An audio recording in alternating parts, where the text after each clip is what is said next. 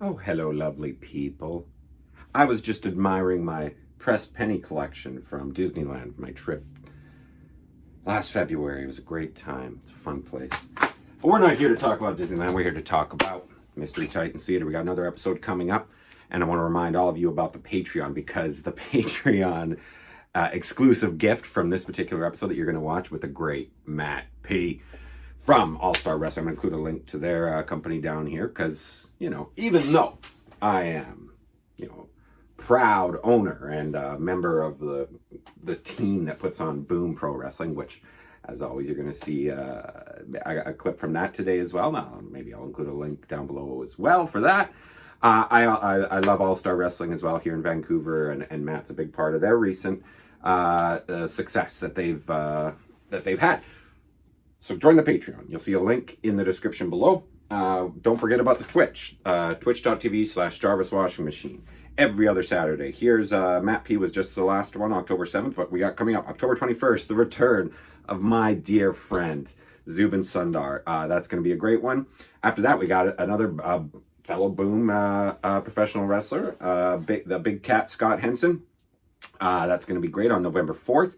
And then for my birthday show, November 18th, he is the principal owner of Boom Pro Wrestling, but he's also an old friend to ours here in Mystery Titan Theater, Max Mitchell. Then after that, we got, finally, we've got Pete Schermacher from one of the old Titans of Wrestling podcasts, where the name of our show came from. Also a member of Worldcast that Johnny and Kelly used to do with him. And I should mention, I'm No Jedi, an Ahsoka recap podcast. My buddy Pete Schermacher will be here on December 2nd, and then finally December 16th, before we do our one last movie show on the 30th, who we still haven't nailed down a guest for, but on December 16th, we got the return of James Hamilton, so we'll get the Frightful Four in one more time before we say goodbye to 2023, and, other than that, you gotta give us money, all right? That's what you do. You get on the Patreon and you give us money, and when you do that, good things happen. But I really hope you enjoy the show, and I will see you on the flippity floppity. Peace out. Hey, everybody. Welcome back to Mystery Titans Theater. Magnum is laying in the fists. And that means we are back watching NWA Worldwide. My name is Travis Woloshin. I'm thrilled to be joined with our dear friend who's led us to this, treasure trove of the great Magnum TA, among others. Your friend of mine, Johnny Hedgepeth. Johnny, how are you? I'm awesome. And you notice Magnus beat the shit out of Ron Rossi. He was Tully's finisher. Right? Oh, man. Fantastic. And there you just heard the voice of the Ken Burns of wrestling, the Chief J historian, the third brainbuster, your friend of mine, Kelly Nelson. Kelly, how are you? Ooh, doing great. Belly to belly on the concrete. Love Not it. as good as that belly to belly. Okay, what a hot start. And we've got a really, really special guest with us. One of my local colleagues, I'd say, and a dear friend. The host / master of ceremonies of All Star Wrestling here in Vancouver, Matt Paligaru. Matt, how are you? Oh, it's great. Great to be here. I'm doing great. Thank you so much for inviting me, guys. It's an honor to be here with you. Kelly, dude. I've heard a lot. So I've heard a lot about your knowledge. I'm looking forward to spending the next couple hours with you here. Well, I'll try to squeeze some in between the fart and poop jokes. And what we have here right now is your new United States champion, Tully Blanchard. Wow. He beat Magnum. Yeah. All right. Did we see that? No, this is, you're going to see it here. Cool. I don't think I've ever seen him beat This is Magnum. the kickoff to the feud that lasts for months that culminates at Starrcade 85 in what I think is the greatest match of all time. So where are we now? Are we in August or July? Or where? Let me check. I believe it's August. Yeah, July 27th, late July. Oh, my birthday. There we go. Awesome. My 8th birthday. Hey. That's come up twice just the other day when I did touchdowns to turnbuckles. We reviewed a Piper Orndorff match that happened on July 27th, 1985. I want to give a shout out to a little boy with a little girl's name, Kelly Nelson. Like, that's not very nice, Tully. With that belly to belly, as you just saw, he looks like he's a little bit out of control.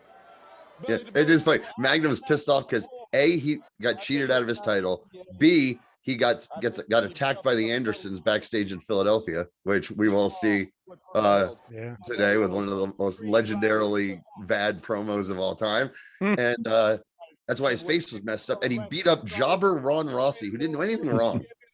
And he belly to belly to just took his frustrations up. Want to give a shout out to everybody in the chat here. We got Denise, of course. Hey, Denise. We got Sharif Morrow joining us in the chat. Hey, oh, Sharif Morrow, what's up, buddy? The Duke and heartthrob Brad McNeil. The most macho Tony we've seen in a while, says Brad.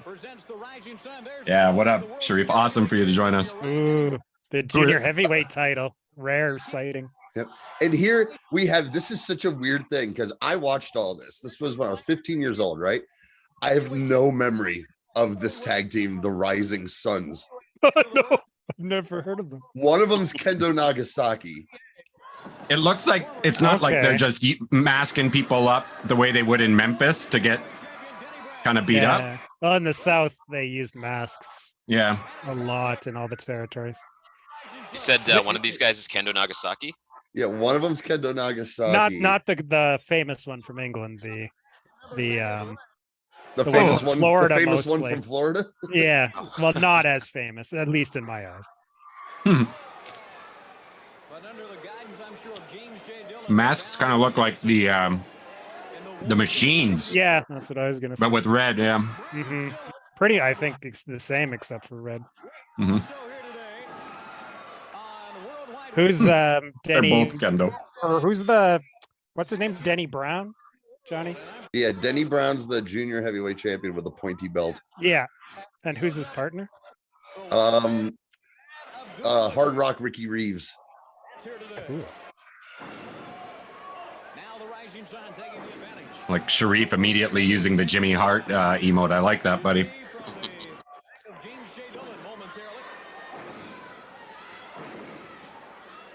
The Rising Suns. From New Jersey. Okay. The Rising Suns. That's why they needed masks. Rising Sun number 2 is Tatsutoshi Goto. Don't know him. Yeah, not a name I'm familiar with. Is this was this a tag team that lasted for quite a while? Because I see they got their own branded tights, but they look like they're the tights that you could just take to, your local Dog's Ear or like t-shirt store and just have them pressed the word Rising on one side and Sun on the other. Yeah. And they're managed by JJ Dillon. And like I said, I have no memory. I'm gonna look into this. I've never heard of them. I think the one's Kendo Nagasaki. I read that somewhere. Where did they place on the 100 greatest tag teams of all time? Not in the top 100. They might be a couple spots below Techno Team. I mean, they may have been great in Japan or something. I don't know. But no. I'm being racist again. Looks like right there he's going for a pin, but watch him setting sun. Yeah. Man, what happened to that pretty face? You'll see. You're going to see what happened to it. I had a reaction to some beauty cream. Trying to remove some wrinkles. Magnum's face kind of looks like mine did about 48 hours ago. Oh, right. Damn. A promo for Tully Blanchard with a Philadelphia camera crew. I got jumped by Ole and Arn Anderson. Tried to end my wrestling career right there in a dressing room. It'll be a really nasty scab. Oh, it's going to be fun to pick in a week or so, but let me tell you, right now, not cool. Wonder if he used sandpaper. That was a common. Oh man, trick. Jeepers creepers. The wrestlers back in the day. Probably. Rising Sun number 1 was indeed Kendo Nagasaki. There was something going on there that should not have been, and I'm going to do something about it. We'll come right back. When we get to the promo, before he gets attacked, I think all of you will know this promo. It's okay. You've seen it. Bonsai. Speaking of racist. Yeah. Red Ward from there he is. Oh, and when they do the promos for the secondary markets with Jackie Crockett on this one, we got to turn it up. It's the most funny, bizarre shit I've seen since we've been watching this. And there's a young Corny. Yep, he'll be making him and the Midnights make their debut tonight. I'm looking at Rising Sun number 2's profile, and in Japan, he was part of a stable called the Black Fuckers. It loses something in translation. And also a stable called the Calgary Hurricanes. I've heard of that before. Wow. Because they all wrestled in Stampede at one point. That's why they're called the Calgary Hurricanes, but only in Japan, where they called that. They're gonna put out hockey jersey merch. The Calgary Hurricanes. Tully wins the belt here from Magnum, and we're gonna see stuff clipped because right now we're getting into the era of the guy who puts this all together.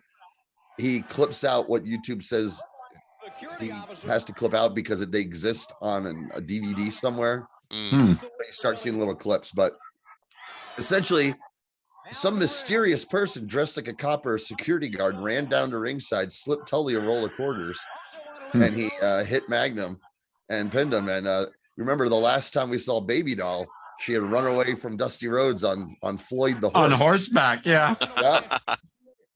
So you put 2 and 2 together here. Right. But who that mystery cop was.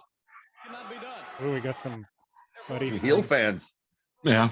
Had access to the department's equestrian division. You know, it's interesting watching all this stuff back because I didn't have access to pretty well any of this stuff when I was a kid. Yeah. So my first exposure to Buddy Landel was that quick run that he had in 1995 in WWF. Right. And you come to realize, like, just, you know, how good he was and just how solid he was when you get to watch this stuff back. Yeah. Yep. Just what you missed.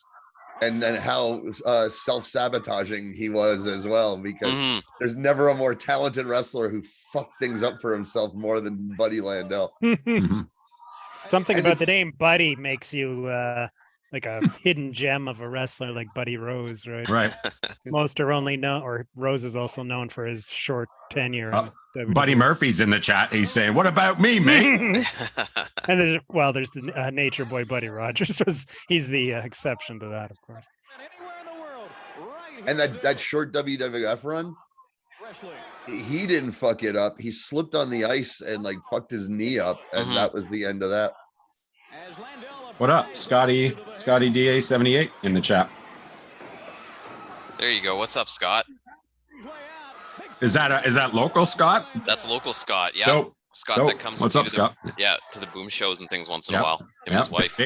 Big supporter of the scene. You got it.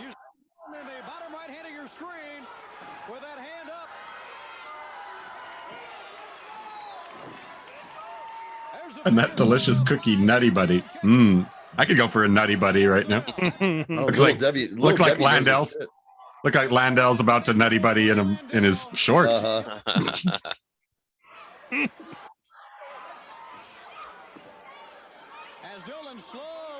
doing the whole he can't untangle his legs bit. Here's that elbow drop. Fucking awesome. Yeah, so good. Oh man. Somebody's gotta get Pesky and put that in Pesky's repertoire. I think that would look nice. Yeah. Pesky's the type of dude that would do that type of thing too. Yeah. Gotta have him on the show. I like Crusher's subtle titty flex.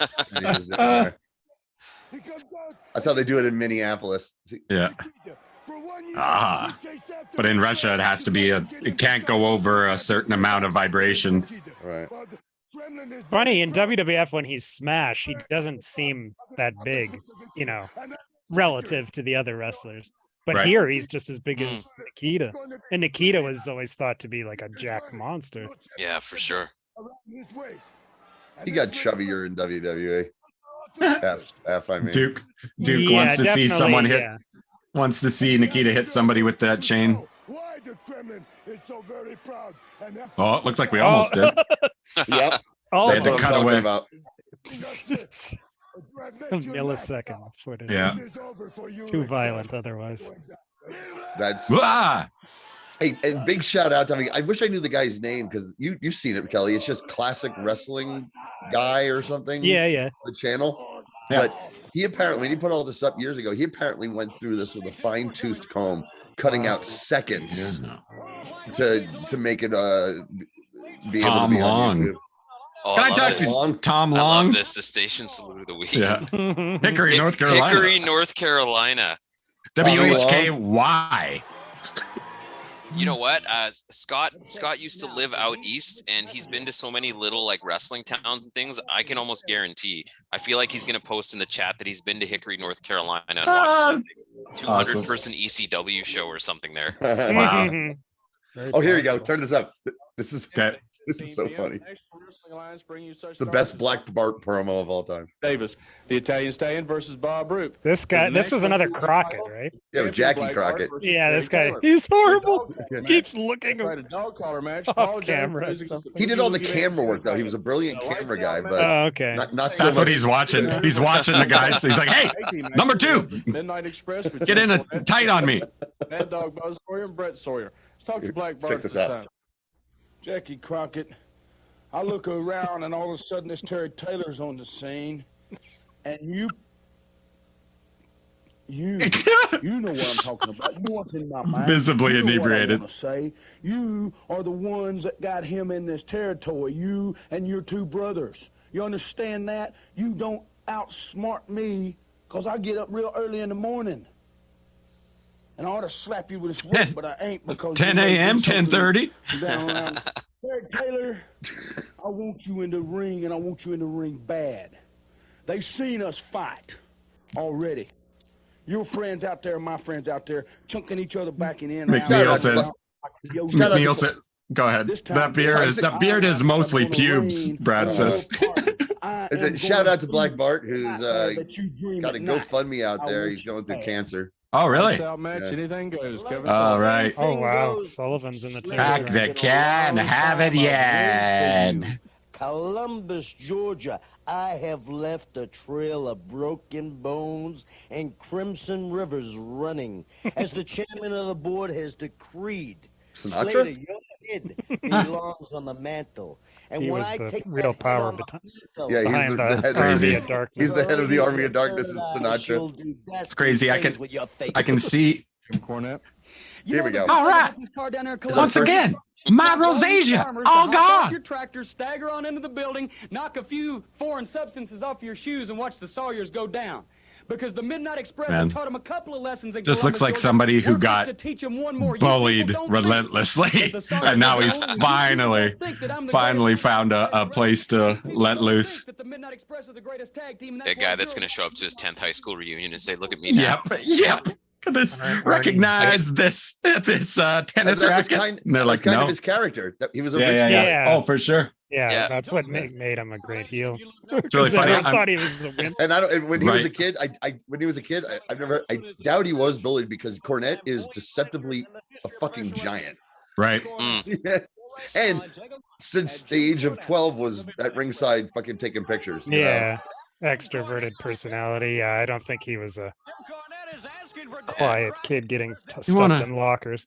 You know, I can only imagine what was going through that Jackie Crockett promo where he's like, "We did 78 takes, and that was Black Bart's best take, and that was Kevin Sullivan and Jim Cornette's worst take." That's just how it had to go. Check this out, because they're brand new here, right? Look at David Crockett's face every time they cut to him. The most exciting. He is so happy. He's so happy. He was aware. He's reading the mags. Bobby, the Midnight Express. Now. Oh, I yeah. love this music. Who doesn't? Yeah. I want to say quickly, it's funny. I can always see what words get banned in the chat. And just now, the last 2 words to get banned were pubes and hillbilly. Hillbilly? Really? So weird. Like both of those are Can't weird. call anybody a hillbilly anymore. You can't talk What about has pubes. happened to this country? That's like half of your 85 NWA vocabulary out the window now. Hillbilly pubes. Please welcome the hillbilly pubes. This is going to be interesting. Dad's first Xanax. Oh, and now we're in Techwood Drive Studios. Yeah, they The TBS. they're showing a clip from the TBS show. TBS show. And beautiful Bobby. You know that because of the flags hanging. Uh-huh. This is my really the first time I've seen them in action. I've heard a lot of Awesome. Kerry Clark. Kerry Clark. I've never seen Kerry spelled like that. Yeah. Because that's what he does out there. He carries the guys he works with. He's carrying Their Dale bags. Williams right now. Yeah. Carries their bags. Oh, very nice. Fuck yeah. Director of kids. That's for kids, you piece of shit. That's for Gummo, you son of a bitch. Oh no, Gummo's Harmony Korine. They've impressed me. Beautiful Bobby. Sweet. What an elbow. What an elbow. A gigantic Oh, Jesus. Please. Let me.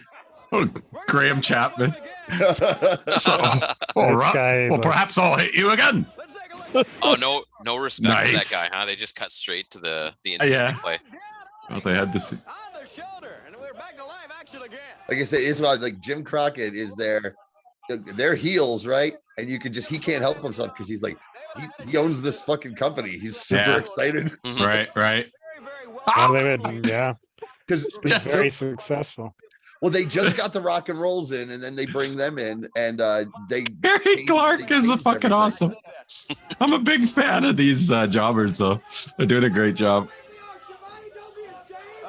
Fucking just letting unveiling the offense, basically. But also, when you watch this stuff, Cornette is nonstop yelling. He's talking to Shivani from ringside. Mm-hmm. He's constantly berating the jobbers, calling them pieces of garbage. It's the best. Looks like who has that? The Spider-Man villain who has an outfit like that. Maybe it's Like the Negative Cornette? Man. The Negative Man. Yeah. Mr. Mr. Negative. Negative, something like that. Negative, man.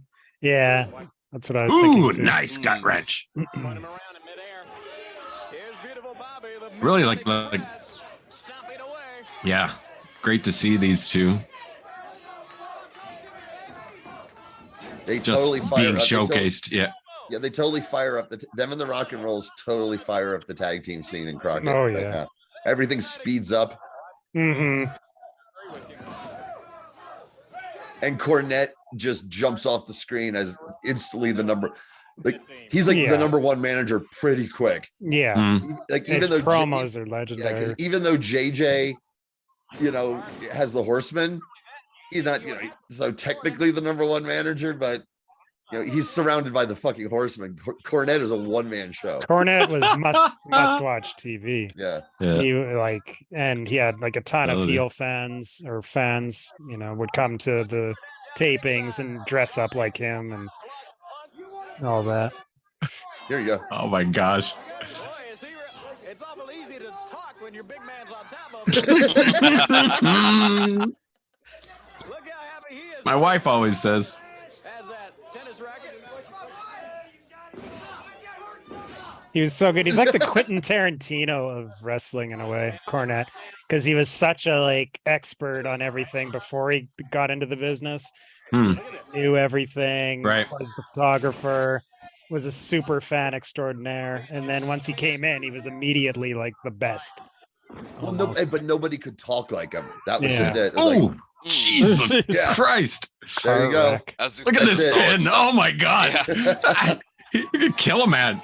I was about to say Kerry Clark or Dale Williams there. I'm not sure who's who, but it was a pretty good sell on that finisher. But I'll I say. don't know that, Believe that was Kerry. a sell. I think they might have just hit him that Yeah, hard. no kidding. It did look pretty Yeah, stiff. you're just kind of Yeah, we're forced gonna to see do it again. a pirouette there.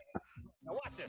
Watch this, Tony. This is you see Oh, Jesus. FDR doing moves like that. They're so Right. influenced by Yeah. Midnight Express, but that's Yeah. total FDR. That's why. Even their that's music. I need That's to why I see love more watching pinfalls them. like that. Huge foot fetish. Also blanked out. Sorry, Brad. Speaking of the Rock and Rolls,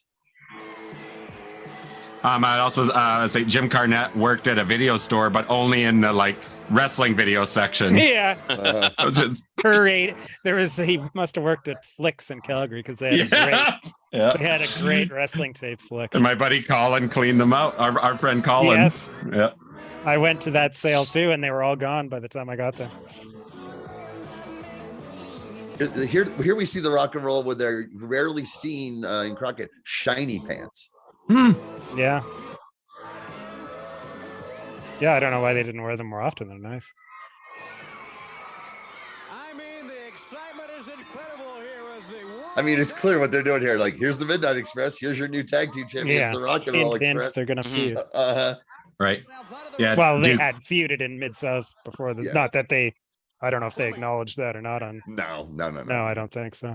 Yeah, Duke saying that Corny was a big tape collector as well. Yeah. Yeah. No, he was. Yeah, like I said, he helped invent the star rating system. If I'm not mistaken. Yeah, him and another dude.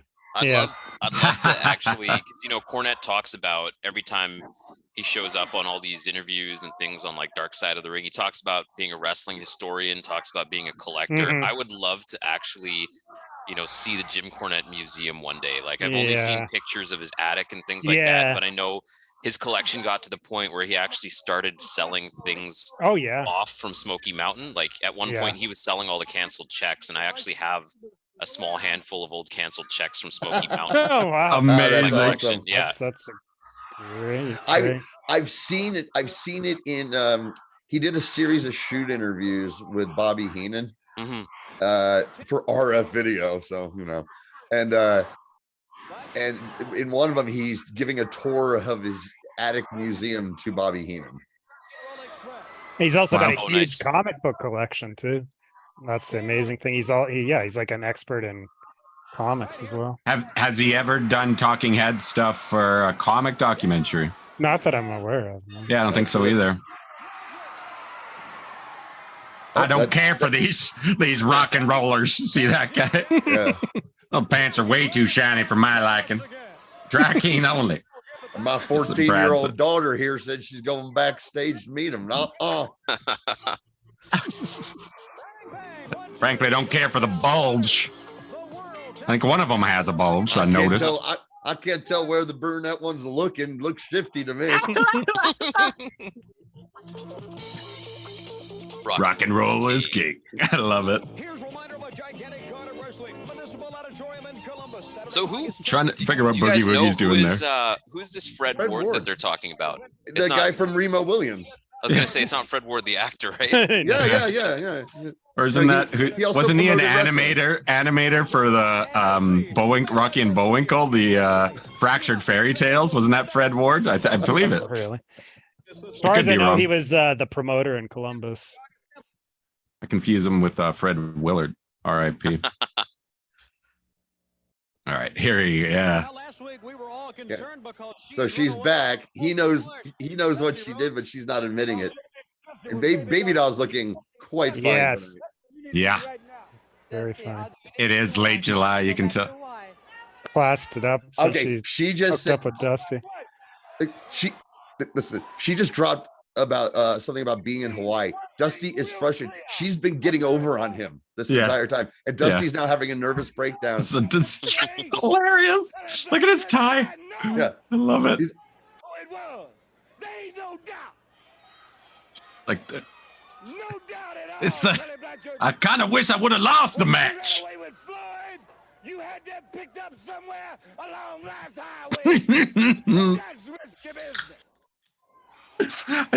It's a risky business. It looks like he went into a restaurant and they forced him to put on like a blazer and a tie that was just behind the counter to meet the minimum dress code. Yeah. Okay, I'll give it away also. And she mentions like, well, maybe I'll just go to Hawaii. She steals Dusty's credit cards, takes a vacation in Hawaii on his time.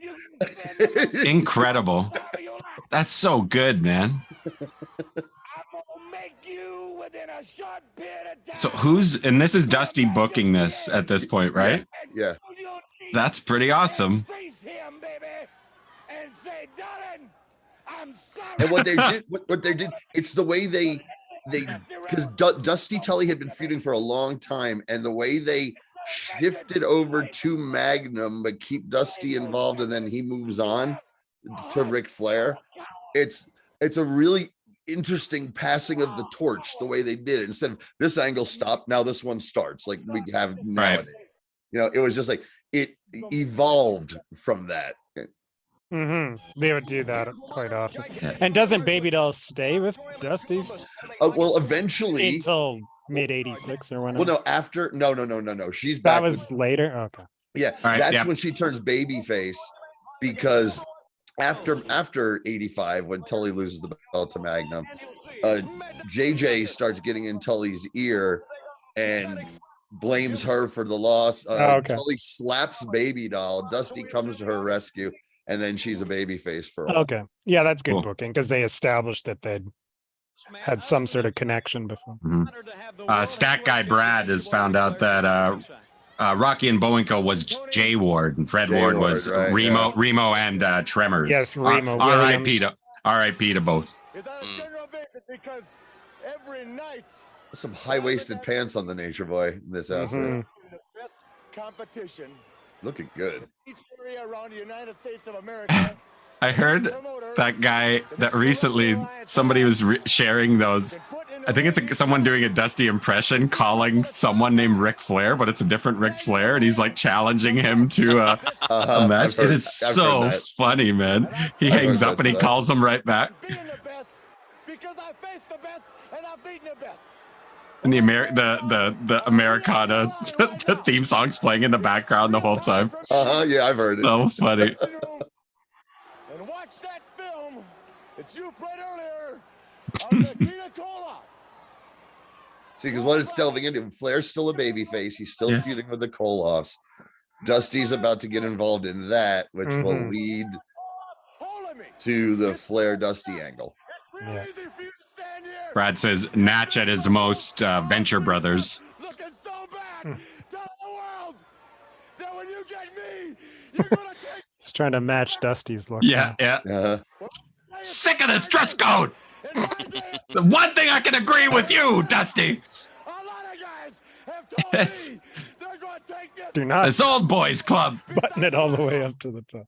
But Nikita, you know, they didn't play that whole film. And they neglected The Colorado Rockies interviews. That's what I always think of. This that backdraft or the back colors.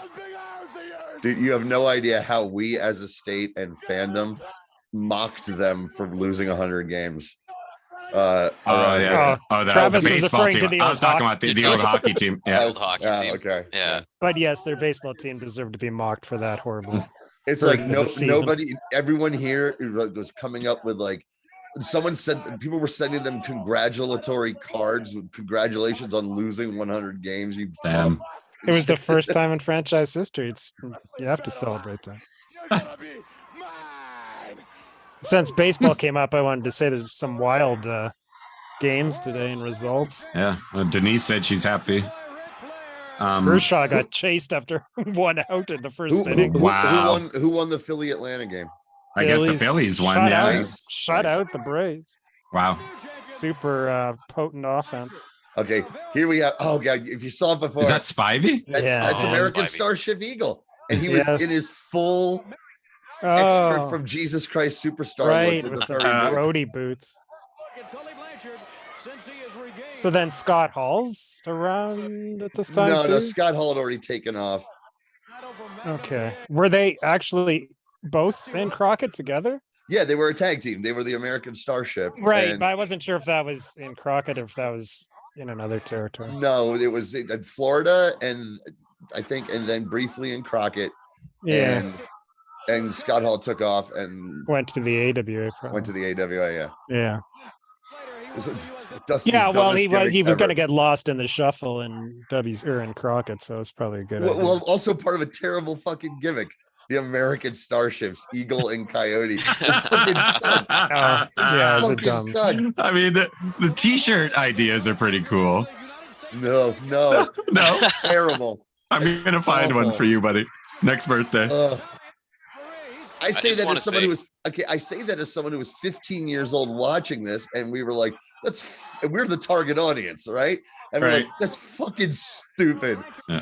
The American Starship. I just want to say how much I'm appreciating this history lesson. Like, I just love sitting and listening to all of this. In addition to all the shit talking we're doing for the light, and the shit talking we're about to do. Yeah. We try to balance the history and the shit talk. And the dick jokes. It's taken years, but we've really gotten it balanced out, I think. We got to catch up on the dick jokes tonight, you guys. I know.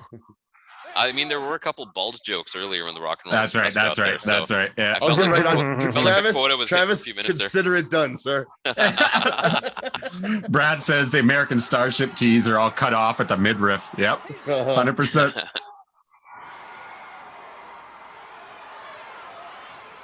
How about some Tully Blanchard designer Ginch that just have the TB on it? TB. Hey, baby, somebody doesn't get it. Are you okay?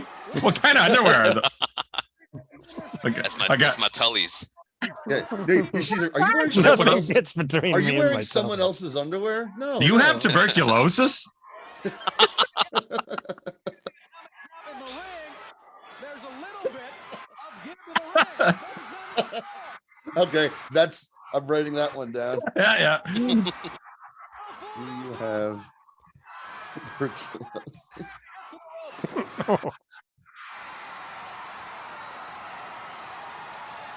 Hot crowd, man. Crowd. Oh, is- I mean, baby. Whoa. I love the fucking Starship.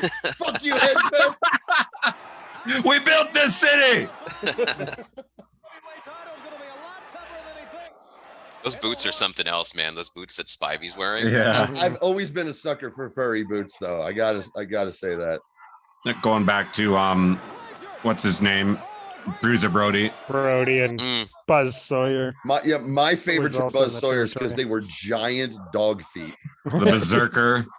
I loved when John Nord came back to Yes, WCW Nord. in like 1996, and he was John Nord, and if you remember, he used to wear these like really Weird weird t-shirts. t-shirts, but he Yeah. was wearing those Berserker boots. Yeah. Awesome. He'd just be in the ring as John Nord wearing those furry boots. Danielson still to this day will put on the furry boots. And rolling up the tights. Nice. Only two? No, because he rolled all the way through. Okay, yeah. What am I doing? At that point, John Nord only had 12 DUIs. He had a lot more to go. He was on it. They did him on Crime and Sports, and it was all DUIs. Did you ever see John Nord was on like the People's Court or Judge Judy or something like that? Really? Yeah. Yeah, he was on. It was a few years ago. He owed somebody money, and he tried to pay them off in Berserker action figures. Yes, I've seen this. I've seen this. And he These are thousands. Well, the thing is, I actually think that those figures actually had some value because I don't think they were released. Wow. Oh, really? He was going into this whole thing about how these figures are worth a couple $100 each, and I gave her He made them himself. $50,000 worth of action figures, and they're real and they're prototypes because I never signed the contract, and so they couldn't manufacture them or something like that. And apparently, he ended up selling them, and the person that bought them from him sold them for some stupid money because he was telling the truth. Wow. But obviously, if you owe somebody a couple $1,000s and they're not action figure collectors, the last thing they're going to want to see are Berserker action figures. Yeah. I was like, trust me, these are worth a fortune. Look, buddy, I just know.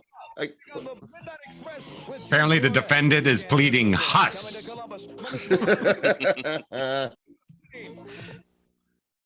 that was awesome. It's just a freeze frame. I got the raging. That's I do all, yeah, my buddy. Yeah, here we go. You're fired as shit. We just put out a new Pumpernickel rye. This is rock your world, Tony. You want about me, Daddy, but I ain't sticking around to see him because I'm gonna make some of my own. Some of his own something. I don't know. Boy, that was. Sorry about that. I'm sorry about that. I'm sorry about that, David. I've gone to anger management since. The message came through the airwaves. They said they heard the flying burrito has hit the East Coast. The East Coast. Duke said J.J. Dillon and Kevin Sullivan were on Judge Steve Harvey once. Oh wow! I think I did see that. Judge Steve Harvey, man. Wow, did that last long? Didn't he do Family Feud too, or no? Still to this day. Okay. Wow. Oh, nice. Oh, right. We saw this already. This is why he's angry. Yeah. He got beat up last week. Superstars. I was in a Still sweater heel, vest. but he's now looking a lot better. Yeah, I mean, Nothing it's got more a dyed calming than a blonde sweater vest. beard or what? again, it's the slow change back into a baby face that Yeah. I had thought had already happened at this point, and I'm just keep waiting for it to fucking happen because I loved it.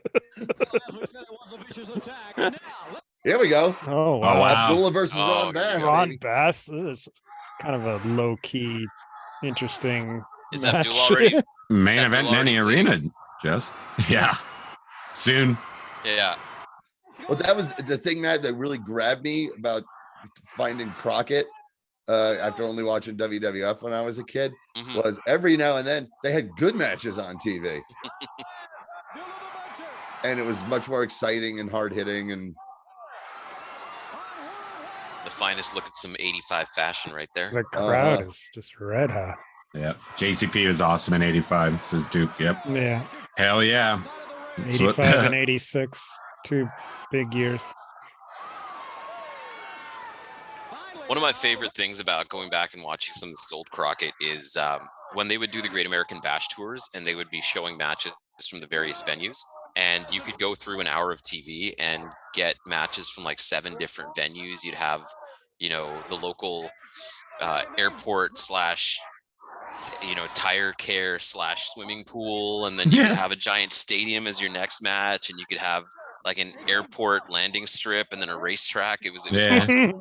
That must have been the 86 one. Johnny went to the show in the vet. I went to me and my buddy Joe Danzo, frequent guest of the show. We're at the kickoff show at the Veterans Stadium in Philly. Oh, nice. Those chops. Where we all mocked Magnum TA. We found an area before the show where wrestlers were coming out. I got David Crockett's autograph. We're up in the stands, and a bunch of us had bought Nikita t-shirts, and we're wearing them.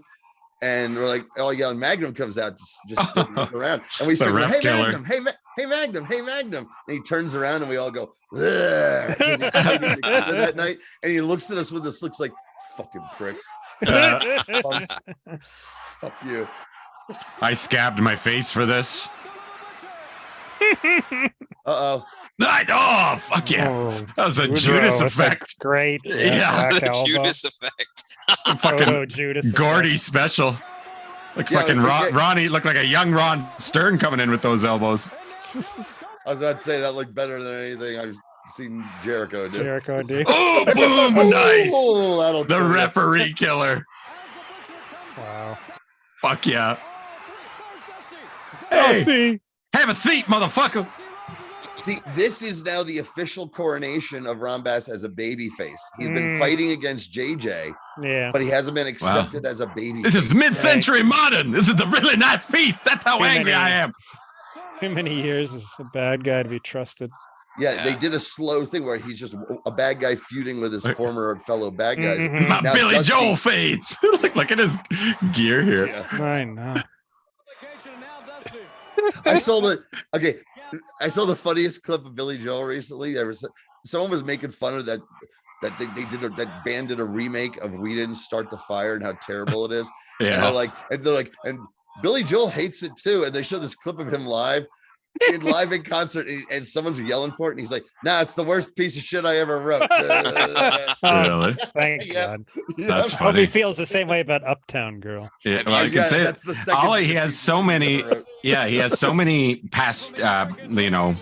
Where he just does a vibe, right? Or he would just kind of do a doo-wop or whatever, right? Yeah. And we didn't start the fire. Is it's the end of the world as we know it, right? Yeah, basically a rip off of that. Yeah. Have you heard this cover? This most recent cover of "We Didn't Start the Fire" Trap? Who is it? Is it No. Fallout It's Boy? Fallout Boy. Oh no. Yeah. And they do it so- modern, and they reference 9/11. Yeah. Boy. So Yig. it's about as Fallout Boy doing "We Didn't Start the Fire" as you can get. But he's right. It's modernized, right? Like it's the stuff that's happened since 1989. Sounds terrible. It It is is terrible. It is not. Yeah. Taylor's got a new bow. 1989. Everyone knows It that. makes the original seem good, which is incredible because that song sucks. Did Dusty ever feud with Abby? Oh, yes. I'm not sure the exact territory. Maybe Florida. Probably every territory they had bloodbaths. They have matches in Japan. Yeah, bloodbaths in Japan for sure. Here's the stepdad that you hate, Dick Yeah. Slater. Yeah. Especially because I look like a young Glenn Jacobs. That really bothers you. Yeah, he does. He really does. Oh, baby. I'm about to take away all of some shitty towns in Tennessee's freedom. I can't wait. How nasty Dick Slater could get. Where's he from? Knoxville. Predictable Dick Slater. Knoxville. Yeah. He's the mayor of Knoxville, but mayor isn't the same. All right. Is it? Oh, yeah. It's not like a mayor. It's weird. It's some country hick shit. Sir, your hairpiece is backwards, says Brad. So is this before or after Dick Slater did his face run in WWF? Before. Yeah, Okay. by about a year. Oh wow, the Sawyer brothers. The Sawyers. Jesus Christ. Brett just passed away not too long Brett just ago. passed away, and I speaking of Cornette, because I'll listen to him every now and then, clips of what I want to listen to. And he was talking about him, and he was like, he was really nice kid, not the greatest performer. His brother was a piece of shit. Yeah. No, it looks like it looks like a teenage Fangs Fogarty. Yeah. Yeah. He's a real Brett Sawyer's a real looker. Yeah. What up, ladies? Brett Wayne. We're gonna be there in Columbus, Georgia, and we're gonna be there ready to fight. These guys hug too hard, Brad says. Yep. All right, man, take it easy. I just haven't seen you in a while, man. Again, Sawyer's one of those guys where I'm like, yeah, everything you know about him is he was a psychopathic, total piece of shit, but he's one of the greatest, my favorite wrestlers. Oh, what's this? 85? What's happening there? So I was 84. It looked like the 400 meter. Yeah, I was gonna say that's probably the 400 right there. Was that Carl Lewis in 84? Yeah. Pan Am Games. Yeah. Was clean as a whistle, right? Brett was the guy that bled half his blood during a Yes. promo with Portland, right? In Portland. Yeah. I was during a match with I can't remember who, but yeah, the promo The aftermath afterwards, of that was just crazy. oh man. Yeah. Head to toe in blood, basically. All right, Jeepers. so we've got for the world's 6-man titles, we've got young Pat Tanaka, yeah. young Michael Samuel Houston, and somebody else. Oh, that And should be it's it all now, over. yeah. We're not gonna see the other one. Just destroy everybody else. This has got to be for something that's going to happen afterwards. Oh, Maybe sometimes they just do it because they're mean. Yeah. plus, yeah, they got to get their heat back after losing the tag straps to the Rock and Roll. Here we go. Oh, somebody's coming down. The Rock and Roll Express. Nice. Yep. Because this feud isn't really over yet. They will deviate into a feud with the Midnights, but they go back and forth with the Russians for a while. I'd know that shiny teal anywhere. Because they lose the belts back to the Russians and then regain them at Starrcade. This is for showing midriff. Yeah.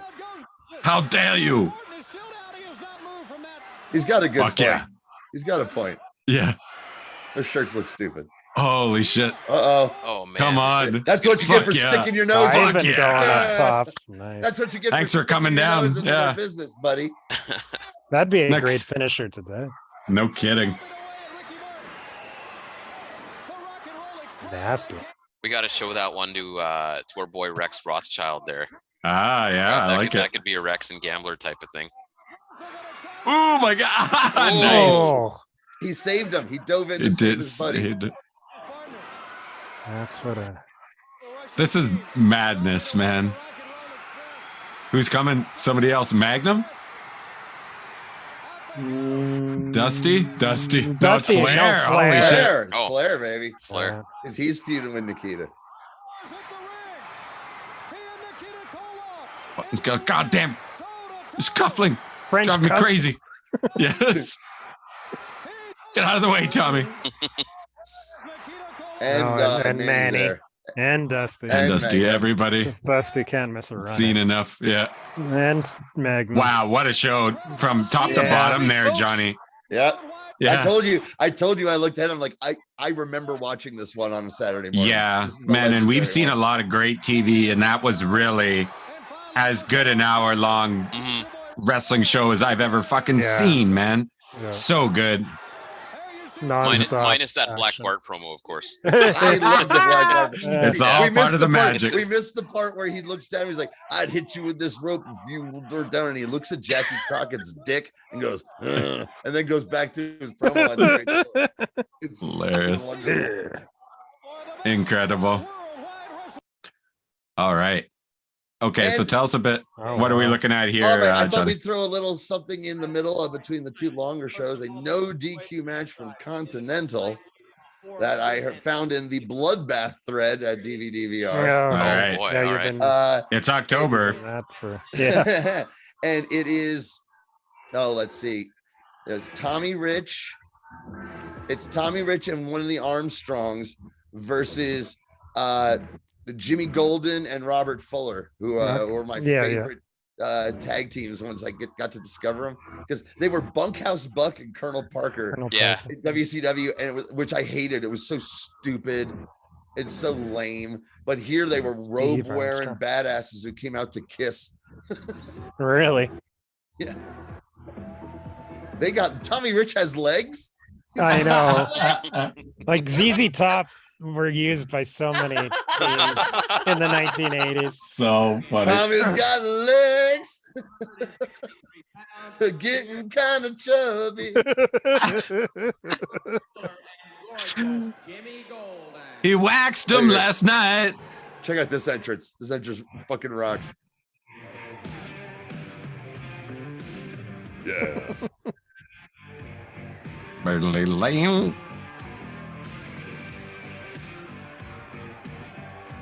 Is this No Makeup Kiss, this song? I don't Oh, jeez. know. Hey, guys, right this way. Luscious Robert Fuller. Bruh. Gorgeous This Jimmy Golden. guy's- Luscious. It's kisses yet. Hey, that's the pointy Hey, belts. it's the junior Oh, heavyweight man. title. We love hit the those pointy belts. belts. We love those belts, man. Was that the junior heavyweight title? It's It's been passed down to Did they Continental. By repurpose this it into a point. tag team title? That's so Because the funny. other belt is different. The one that Fuller has is different looking. But it's kisses all hell's breaking loose. It's maybe the perfect wrestling entrance music. I don't think I've ever heard it. I don't know much about like non-makeup Kiss. I'll send you the link to the song. It's Yeah. not a good song. No, but it's no, I mean- perfect. It's perfect. Perfect, for How many wrestling. Kiss songs? How many Kiss songs are good? Not many. No. Yeah, If any. yeah. They have some solid ones, but, But yeah, you it's know, like Yeah. 5 at the most. It's from Lick It Up, says Brad McNeil, and he says we got to watch it. Maybe we'll put it on the Patreon tonight. Nice. Man, What's the that manager's name again? Who's the manager? Luscious what? luscious salmon. That's what I think of that. That's the shade of his shirt. Yep. Luscious bet you- mauve. If they had given his name, I probably would have recognized it. I have a bit of a knowledge of obscure fat Southern managers. Yeah. It's not He's, Louis. Is it Gossett? Is it Gossett? Man. Look Is at it Goss? See Louis Gossett, like the guy Yeah, from Louis Gossett was Iron a Eagle. big fat Gossett. slob. Yeah, Lou Gossett Jr. Wait, how much for That's why he that? was such a great actor, because you Yeah, didn't yeah, know he he's was brilliant. actually fat, Multi-talented, yeah. fat white guy. Officer and I don't know. How confusing for rednecks would that midriff shirt be with the stars and bars on it? Hey man, why are you showing your belly button like? But I see you're represent. I don't know what to do. Hey, Terry Gordy wore half shirts. That's right, of course. Yeah, but he could pull it off. Oscar winner, Lou. Yeah, that's right. I thought the Okay. ref or the manager was. I'm Luscious. thinking of, and I don't know if it's him, but it looks like Ronnie P. Gossett. Ronnie P. Gossett.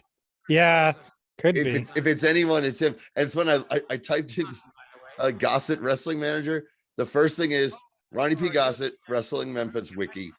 Second, Ronnie P. Gossett, Life of a Con Man. Hilarious. Yeah, judging by some of these pictures, it looks like it's Ronnie P. Gossett's big enough to be that guy. Yeah, definitely big enough, but Gossett looked, I mean, I don't know. Maybe this is later Gossett. Where he's got the crown with Lawler, and I only listen to early Gossett. The famous one. This one I've seen a lot, where he's in the baby diaper or whatever. Right. That one was in the magazines. I mean, it might be just nobody I've ever heard of, but if it's anyone I've heard of, it's the only one who matches. He's not getting too active, girth. that's for sure. I mean, he looks like a much bigger Playboy Buddy Rose there. Like he's a Playboy Buddy Bushel or something like that.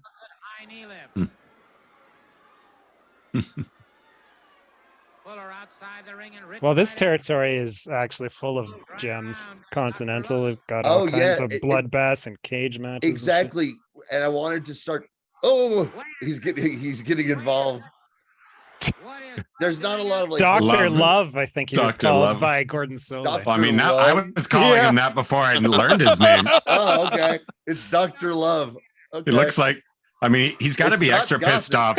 He's got to be extra pissed off because Peavy just stole his bike.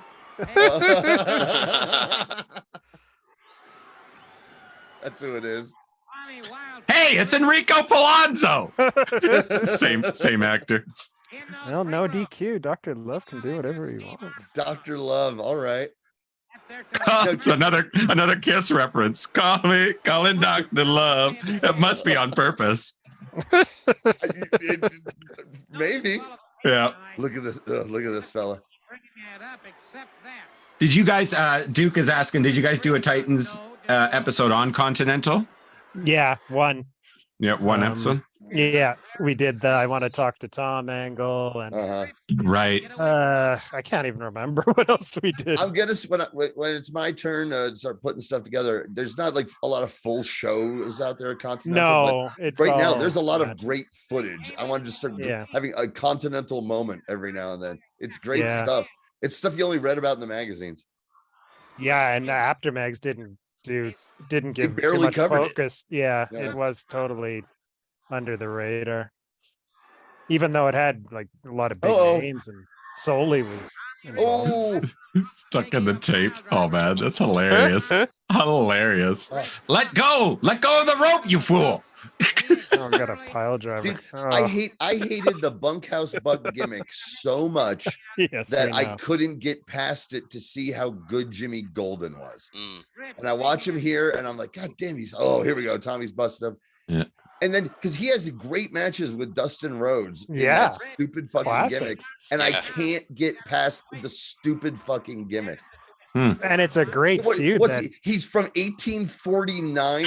Yeah, I know. Bunkhouse It was Buck. totally Fuck you. dumb. Yeah. You know, the one lasting memory I have of Bunkhouse Buck in WCW though was his hometown. I always remember Bucksnort. he was built from Bucksnort, Tennessee. Mhm. Yeah, I like the hometown. The hometown bit was okay. yeah. That was my favorite feud that never happened. Kelly, remember? Oh yeah, right. Yeah. We're gonna do the Yeah. what were they Stud called? Stable. Stud Stable against the Rhodes family. Mhm. Yeah. I Because hate Terry Funk in is retrospect- involved, Arn in Anderson's retrospect, yeah. involved. And, The and war to be deals honest, they have is really good. I love Robert Fuller. I hated Bunkhouse Buck. I thought it was so over the top and stupid. It was, oh my! Oh, Yeah. No, I agree. I kind of felt that way too. But I mean, the matches speak for themselves. Right. Jeepers. Sometimes I can't get past how stupid something is. That's wild. Yeah, dude. It's Just a beat the short shit out of bloodbath. Yeah. Wow. And just yeah, like it's over. they didn't even get their shine back. Like I thought for sure he was going to get out of that. All right, Oh, yeah. Ann Richards- He Ann bleed Richards out in loved front it. of us. Yeah. Jeez. We're gonna watch him bleed out in front of us. So did Armstrong get pinned? How did it end? Oh, the Did the referee stop it? Yeah, it's a referee's got. They just beat the shit Oh, out the of him. ref Bloody. got pitched over the top rope, so he just Yeah. threw it out. Here we go. Here we go. This isn't over. Kenny Omega behind him in the white shirt there. That's Brad Armstrong. Time traveling. No, that's Brad Armstrong. Right, Yeah. right.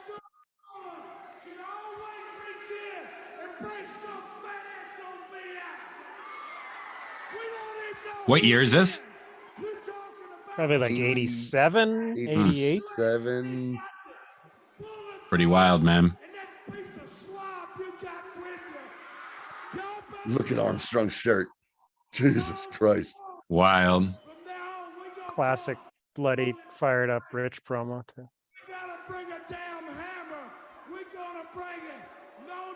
Quantum leaping Kenny Omega. This dude. Here we go. Here we go. What are y'all so upset about? Oh my God, I love it. That is the guy from Pee Wee. Jesus, Yeah, all grown up. Fruit, please. Here we go. His dad when he gives him gum. And we're gonna be getting Gordon Soley with all this shit too. Yeah. I'm fucking shittered. What do you want, Louis Anderson? Piece of shit. This looks like That is Sure he was. I'm gonna hit you over the head like you can't hit me with a All whiskey right. bottle. So we're back at the Spectrum. Spectrum, baby. Spectrum 85. Yeah. Yeah. Keep it at 85 today. Yeah. Right? Oof. This is a card joined in progress too. Yeah. The One of our favorite refs. The spoiler. He didn't. There's not a lot of And the forgotten Mario. Oh, him in WWF. So turnbuckle this- has been exposed. This is this period in 85 WWF where you saw these occasional old vets come in for these short, weird runs like Mr. Yeah. Wrestling 2, the Yeah. spoiler. Yeah, it was all because of the Georgia purchase by Vince. That's where they all came. Edward Edward Carpentier was The there for a bit, too. Briscoes. Yeah. Briscoes too would be in that. Yeah, Carpentier. I'm watching Saturday morning Ooh, TV super kick. and suddenly there's this old man who's doing cartwheels on TV and named Edward Carpentier. It's stuck in my like, who is this guy? He was only about Love 10 it. years. I love it. We're At watching least somebody's past old VHS Yeah. tape. He must have, Carpentier must have been like, I don't know, 54, 55 Yeah, years old yeah, in that run. yeah. But he was still doing crazy stuff. I was impressed as a kid. I was impressed. I was like, He what always is stayed this in good dude? shape. Yeah. Like you knew when you were watching those matches, he had to be in his 50s and he was still doing cartwheels and backflips and all sorts of crazy stuff. Mhm. Yeah. Yeah, no, he was a big star in the mid 50s. Mhm. So that was 30 years later. So who's wrestling the spoiler? So I was I'm going to just ask. Yeah, I'm checking trying to on see. that. I did look this up. There's the other day. Mario. Yeah, Mario's no, in there. Giuseppe. Okay. Giuseppe. We got This the is- forgotten Mario brother. January No, 85. I think the guy's real name is Mario. That's right. Yeah, that's right. Oh, it's George Wells. That's what I Is thought. that George? but Oh, Ah. it's George is. Wells. But he usually wore football pants. Did he always have? He looks like And he's had got a a shaved Jerry head. curl. Yeah, he's got a Jerry curl Yeah. to the. I didn't realize Wells was there already. Yeah, nor did I. Because he was one of Bill Watts's attempts at replacing Junkyard Dog, and that Mhm. was just a year earlier, a Yeah. year or two earlier. Wells. Wasn't he Mr. G? He was Wasn't Master that his G. name? Master Master G. G. Yeah, Master G. And Johnny I don't V care who is you are. managing the spoiler. Didn't know that. So apparently we only missed one match. We missed Rick McGraw and Johnny Rods. In the I we missed would have two, liked that sorry. match. I know. McGraw and Rods, and then David Schultz and Dave Barbie. Battle. Ah, Oh, Yeah. okay. Okay, that reminds me. Another thing fans can look forward to is, I believe one of you guys sent me the link to this site. I haven't used it, but it's the Johnny Rods site. I know it was All me. those Yeah, Johnny yeah. Rods clips. I'm like, Yeah, I'm gonna yeah, start yeah. dropping in. Him we're in gonna- Backland. Yeah. Yeah, we're we gotta gonna watch start that dropping in Backlund some match. Johnny Rods just to fill stuff between cards. I've never seen the Rods Backlund match. And what's and like the theme music is just like unpredictable. It's great. It's fantastic. It's so funny. Yeah, shout out to that guy. Yeah. Who's with Gorilla here? Dick Graham. Dick Graham. Yeah. Always Dick Graham. Dick Graham had a lifetime contract with. Yeah. course. He literally, I think, did almost every Spectrum show on Prism. Of course. That popcorn vendor or whatever he is in the background is throwing me for a loop every time he comes because I think he's somebody that's about to come and interfere, and I have no idea who he is. Well, that's because they would dress up the popcorn vendors as bright as the wrestlers back then in red and orange. Yeah, Not like a sword. And it is completely throwing me off. Wasn't it that the Burger King colors back? It was the Burger King colors. That was like dumber and fuck. Or it also kind of looks like the they're San Diego Padres, Pedro Morales supporters. Yeah, that too. Yeah, definitely like a leftover of the 70s in the mid 80s. Spoiler, of course, was a big influence on the Undertaker with his top rope. You notice the difference between 1985 Crockett and 1985 WWF? Right. This is where the cynical fans would come in ring, like I mean, we are watching a house show and not TV, but yeah. Well, no. I say if you had jobber matches like this, and you did have jobber matches like that in Crockett, they were a lot better than this. Right. No, the booking philosophy was totally different. New York was always about you're gonna kill that guy. Hey, you gotta cut that out, man. You're gonna kill this man. As long as you had a super strong main event, the undercard was. Well, it's also a talent thing. The spoiler was one of the greats of all time, and he's ancient here. And he's not the breathing. Stunk. He's not the breathing, dude. Like the guy in the blue. Yeah. No, I don't know. What's that? Something ain't right. I think it's fake, man. The crowd doesn't like it. No, boring. Yeah. Well, this was. Hey, like Matt, this was where I grew up watching wrestling. Is in Philadelphia, in this building in the Philadelphia Civic Center for Crockett. Oh, nice, and, nice. That's why I love finding these old Philly cards. I mean, it's better when Cal's there too, but Cal's here. He's going to be doing backstage interviews. Oh, okay, good. Yeah, but not on commentary. Oh no, Dick, he sucks. Dick. Not much behind those blows, Dick. Okay. Not much behind that Dick blows. His dick blows are terrible lately. I guess it was the anniversary of Monsoon's death, and someone retweeted this quote Jim Ross had to say like after he died, because Jim Ross worshipped him. Right. A father figure. Yeah. And it was some of because they were doing the recording for TV where you'd watch videotape and they record it later so they could take breaks and do takes. And that sometimes he just gets this is 95, I guess. So sometimes he gets so fed up with guys who we thought were just fucking phoning it in. He'd start just complaining to Ross, and they'd have to go take a break and go off. And he'd talk to him. He's like, these guys, and just bitch about these modern guys, like, just fucking phoning it in. And he'd get it out of his system, and then they'd go back and finish the goddamn record. Awesome. Sounds like the real version of those AI Gorilla Monsoon podcasts that made their way onto the internet earlier. Yeah. Johnny loved those. Yeah. Those things are amazing. I loved them for a while. I loved them for a while. They were funny for a while. Yeah, and then they started adding Meltzer and everything else. Oh, some of those were fun. They added Jim Ross. The Jim Ross one was fucking funny as hell because it had all of the fucking weird ticks and shit that he says on his podcast. Right. George Wells. Yeah.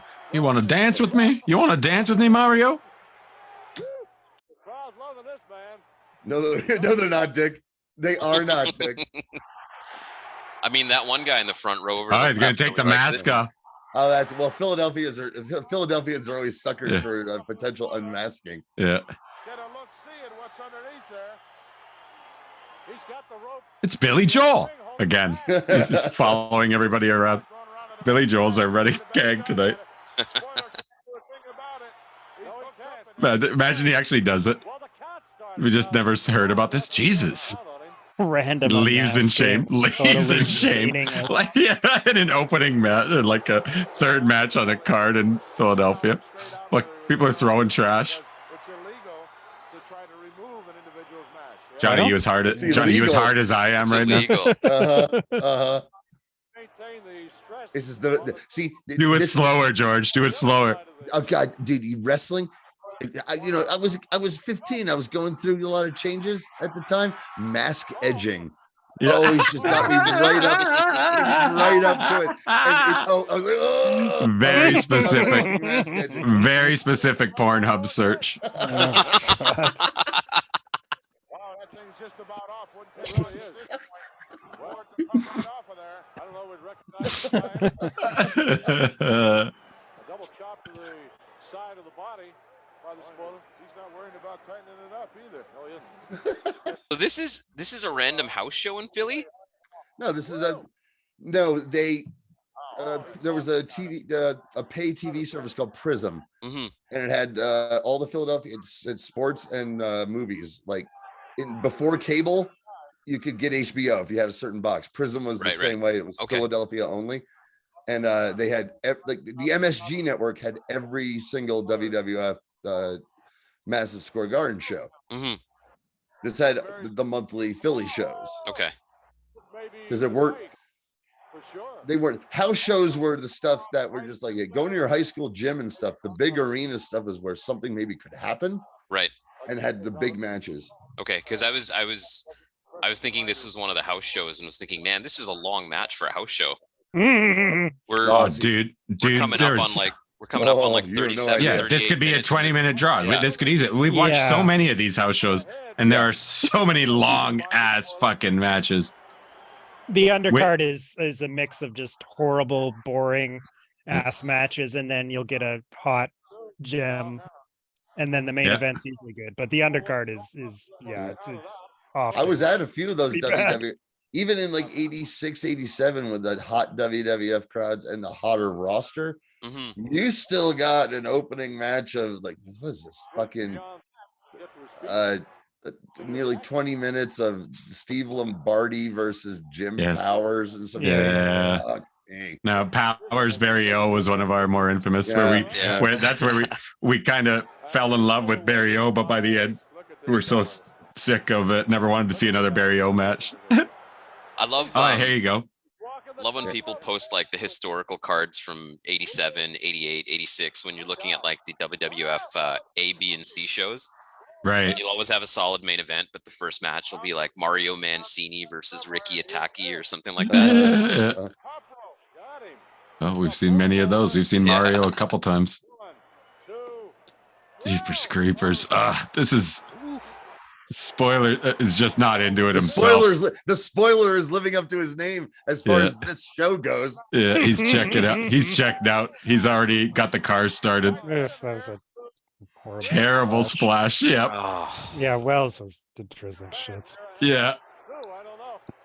Is he going to show up on headlocks and touchdowns and turn? Sorry, pardon me. Touchdowns. Did he actually play football? He did. He played in the CFL for sure. Okay. Yeah, I don't think he had anything to do with the NFL, but CFL, yes. That was nearly a really catastrophic this guy's having leapfrog. That was pretty good. The spoiler still pull that. The spoiler's old. He's hit his tricks. He's all ropes. He's all ropes. Match. Yeah. The spoiler still hit his two tricks that he could do at his age. He was known for. He walked the ropes and he did this spot. You guys, I wasn't supposed to do this. I'm really fucked. Okay, thank God. That's how Foley lost his ear. That's why he wears the mask, to keep his ears in. As soon as he realized he could do that spot, he was like, I need to wear a slippery mask. I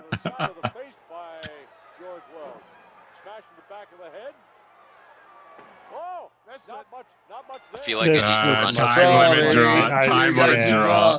What a mess. What a mess. Hey, Matt, you're welcome.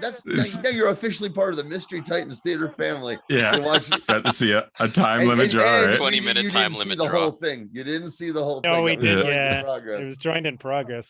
But it felt like 20 minutes. Yeah, it felt like 45 minutes. Fuck this shit.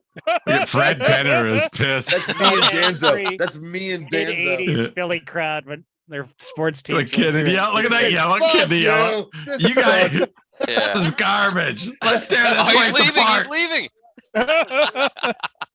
That's it. I'm going to cross the street to the Crockett show.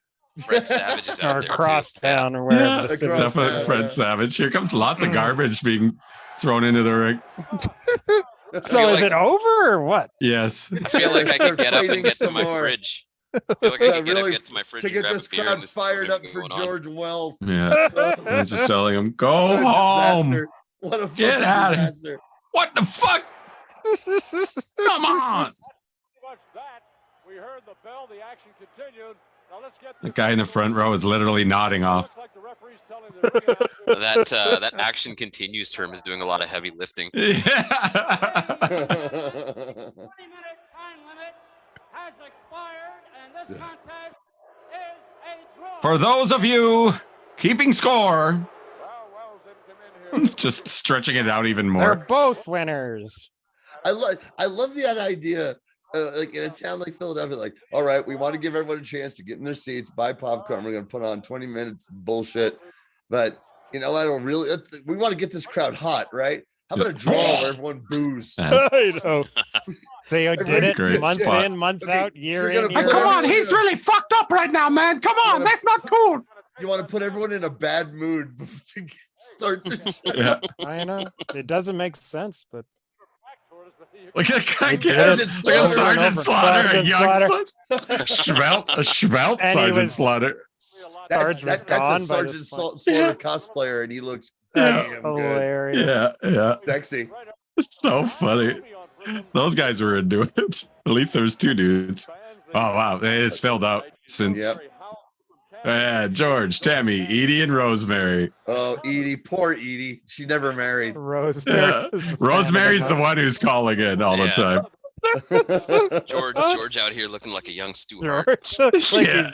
he's seen some shit over the years. Yeah. Oh boy, that address brings back Fuck. memories. Yes, Where dude. you can send your fan complaints after the I last love match. the family shows. Yes.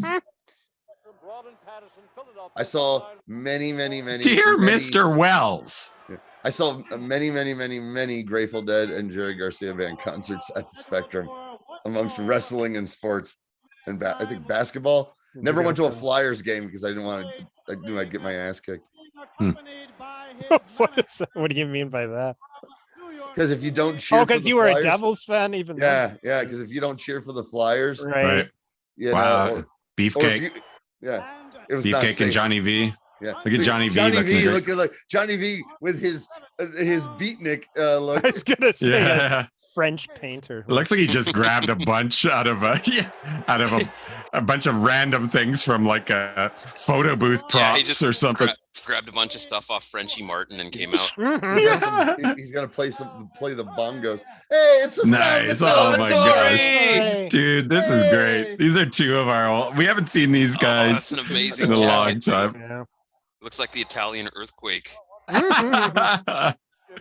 Oh boy, Sal, I love Lady him. loves Sal. He's really into, or maybe Yeah. Brutus. You never know. Yeah. I know she's a Salamaniac. It's not even my birthday. Salamaniac. I'm salivating. Just salivating. Yeah, you go. Who's this referee? He's Jack. That's 85 Joe King going on there, Trav. That's right. That's right. Yeah. Before the sleeves had been removed. I'm glad he's got like I'm glad that Joe King has the integrity to go with the muscle thing with as a referee rather than like telling jokes.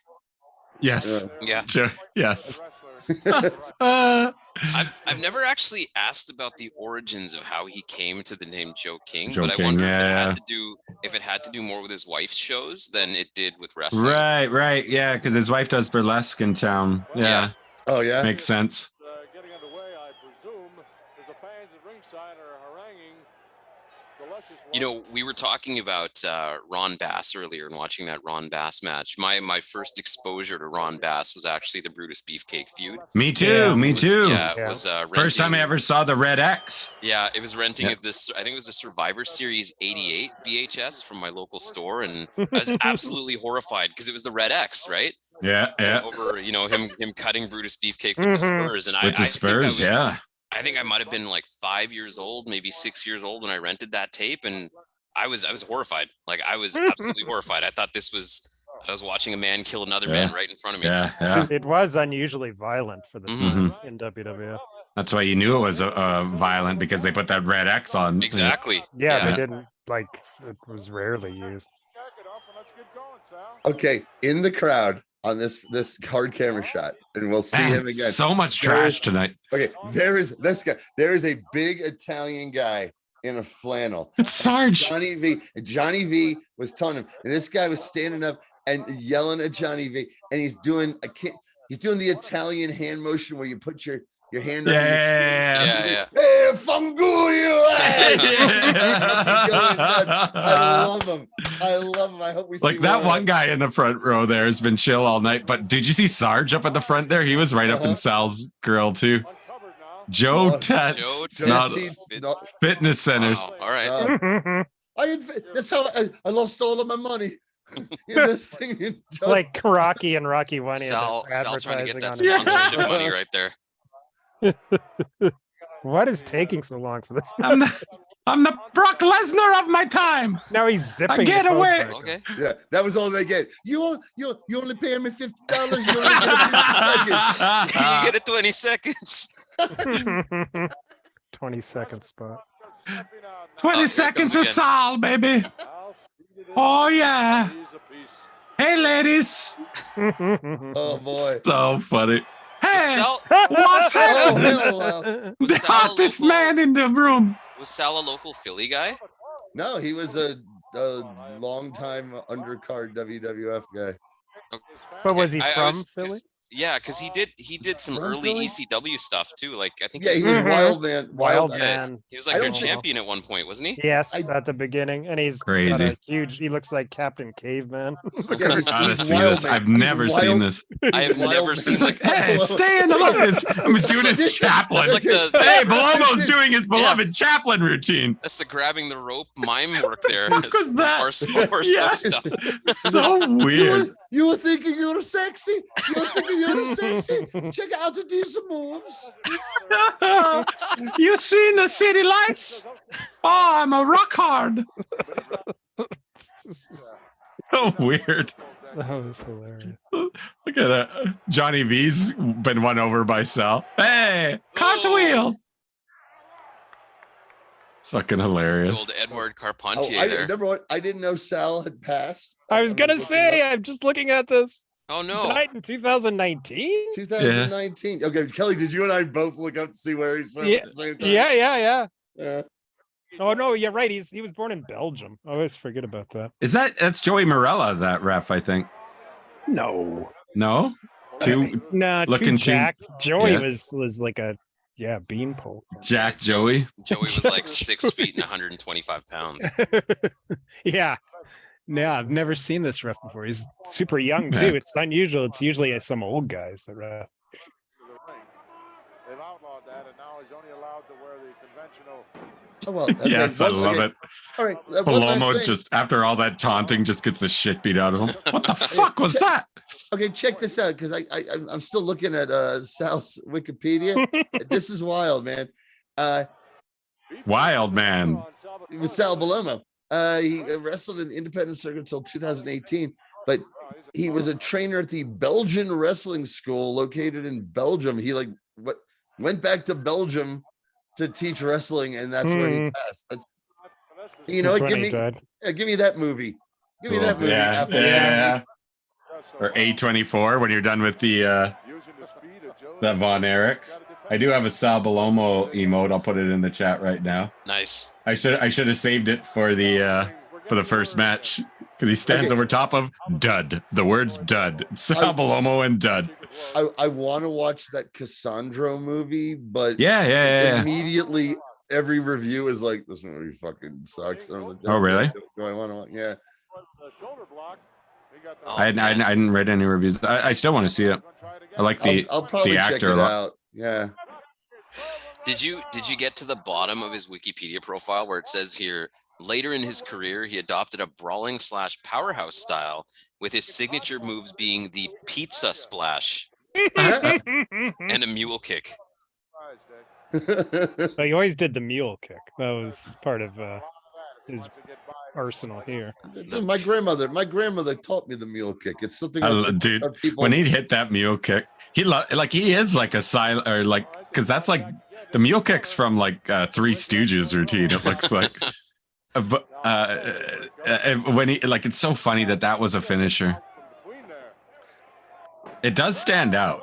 Wasn't It's it just- okay? No, it was. Didn't like Fonzie and the Great Ragu do mule kicks on that gang in the gym? In that. Oh my God, I'll leave that. that would make so much Right? sense. Yeah. Right? The one where they're standing up to this fucking gang that Joni is kind of enamored with, and Fonzie's ready to fight them all. He goes, I brought along somebody, and Carmine jumps in doing his Tony Bennett thing as a ballet dancer, going, I've gone from rags to riches. And they're like, yeah, and they're basically like, yeah, who's this fairy? It's like, it's Carmine Ragusa, the Golden Gloves boxer. And they're all like, oh shit. And I'm like, and as a kid, I'm like, Fonzie and the Big Ragu are gonna beat the fuck. Finally on Happy Days, I'm gonna see Fonzie actually fight somebody. And they both mule kick two guys. And Hilarious. Hilarious. Belomo will tell you. I'll tell you, Winkler was all That's how we on got it. wires. Winkler was on wires that It was whole fucking 19 shoot. Well, that was 1976. He probably was watching it. He was like, that's it. Yeah, but I'm going to do it without the benefits of a Rally. special effects. Or a Gary Marshall. Yeah. Sal's the only guy who has a bad thing to say about Henry Winkler. Yeah. And that should be Hates in his the wiki. Fonz. Let's put that. Let's put that in. Let's add that. Hates the Fonz. Edit his Wikipedia. He doesn't dislike Henry Winkler. Okay. Has a seething hatred for the Fonz. Hey, Mystery Titan Theater fans out there on YouTube, if one of you could do us a favor. No, it's not going to be one. It's got to be a bunch of us. So to a point where it says citation needed. Citation needed. It's like there's been we have a lot of people writing in about this. I'm not. Yeah, I like I know how Wikipedia works. Yeah, whatever you got to do to make that happen, we really appreciate it. I edited Dominic DeNucci's page years ago. Yeah. Did it stick? Yeah, the last I checked, it was still high knee, baby. 1, 2, 3. Yeah. Flash high knee. V trigger. That'll stop him from dancing. Sahwet.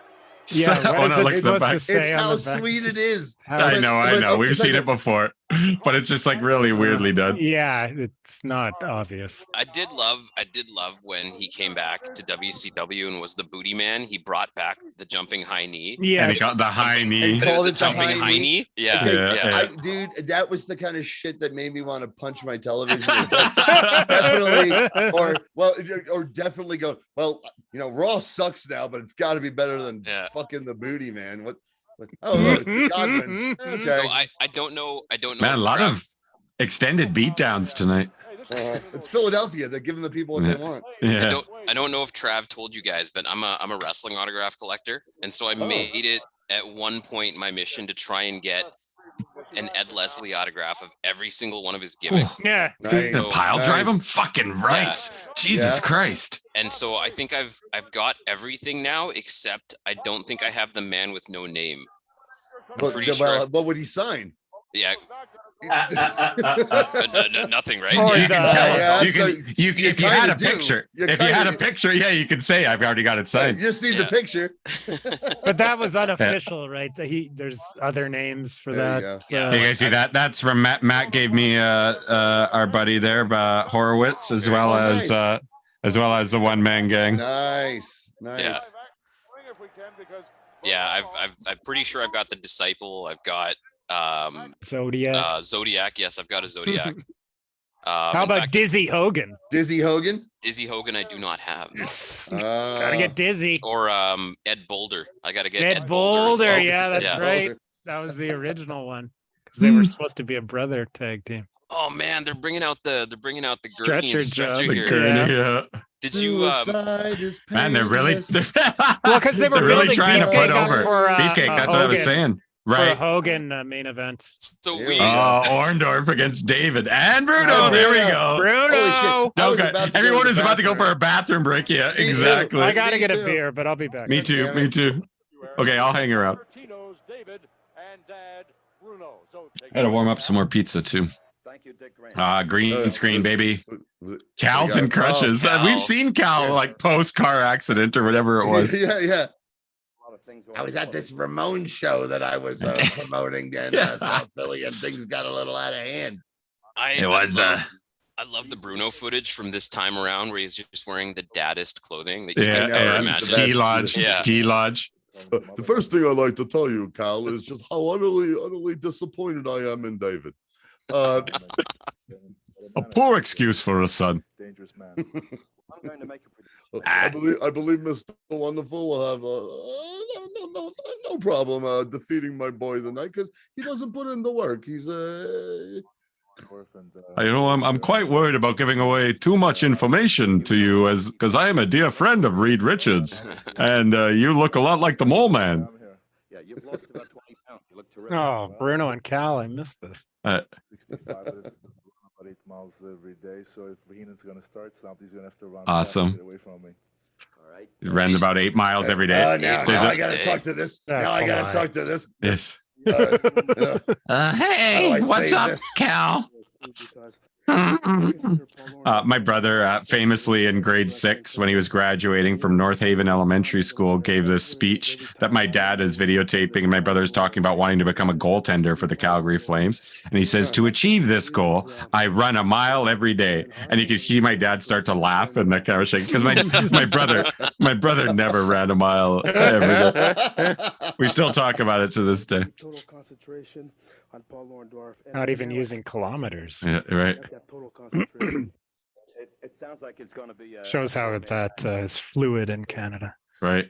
Miles and kilometers. That is a very short tie. Yeah. That is, I got Paisley galore. It's. What weaknesses of his do you think you might exploit? Because the match will start in about a minute. Boy, you put me on the spot. Well, that's why I'm Cal motherfucking Rudman. They stuck me here backstage. I get run over by a 84 Edsel. I'm still doing fine. Keep me out of doing my fucking job. Yeah, Cal goddamn Rudman. I can't tell if it's the tape quality or if it's just Cal Rudman's head, but that is a shiny ass. Yeah. I know you can see Bruno's reflection. Yeah, I know, right? My foot's in 3,000 places right now, but I'm here to talk to you, David. Nobody's going to give it better to you than your own father. Okay, no one's going to give it better to you than your own father. He's on crutches. Oh, right. That was part of an angle, wasn't it? Was it? I don't know. We had seen him there before. They never mentioned it. Did grab the crutch though. Yeah, that's what I remember. On the remember. ice. I think it was slipping on the ice. I'll be right back, you guys. I feel like I speak for all of us in saying that we would have rather have seen a Paul Orndorff promo there. My old thing, Bruno is good, but not David. As long as you have Bruno and you got Cal Rudman. I love Cal Rudman. Yeah, we love him. And we love Bruno. We got to interview him on our old podcast. Oh, really? Yeah. Sadly, the technology we lost the first half of the show. We lost and only had the second half because we only booked him for a half an hour. He was like 90. Right. And had to be helped to do it. Spent the whole hour just telling us stories and making fun of me and our my co-host Parv. Amazing. And then he just was enjoying it and stuck around for another half hour when I got shit running and we managed to catch the last half hour. Oh, nice. Because he wasn't just, I mean, Cal, he wasn't just some announcer guy. He was a huge guy in the music business, but him and his family and his wife were huge charitable people in Philadelphia. They're some of the most wonderful people locally in the world, like in that world. Mr. Wonderful, Paul Orndorff. Yeah, Matt, if you've never heard any early 80s Spectrum matches with him on commentary, you got it. That's amazing. like a lot of your like smart mark motherfuckers, like worst announcing team of all is Dick Graham and Cal Rudman, and like I'm like, no, they're the best ever because they're just like two guys who aren't, from wrestling, having the time of their lives, fucking just going crazy over this shit, and or just talking about whatever during those boring 20-minute matches. Yeah, Great. Oh yeah, like Cal would bury matches because they were horrible. He'd make up stories like, yeah, Tony Garea and Rick Martel and I were out on the At a town last night at a discotheque, Dick. Boy, the amount of pussy they were getting left and right blew my fucking mind. I think the one thing that you guys are going to learn about me when we get to the bonus Patreon match tonight is that I'm not your conventional wrestling fan. So that's the kind of shit I eat up. Like I don't need to have a lot of, crazy storytelling and story building when it comes to my commentary. Like I actually used to enjoy when Stevie Ray did commentary on WCW Thunder back in those days. Those were fun. Because he was just so different. There's the sign. Is that the awesome? Sam That's Martino. the legendary sign. Okay. Yeah. Oh wow. Okay, Matt, that sign is legendary in Philadelphia, and it's been like through the years, decades and decades and decades.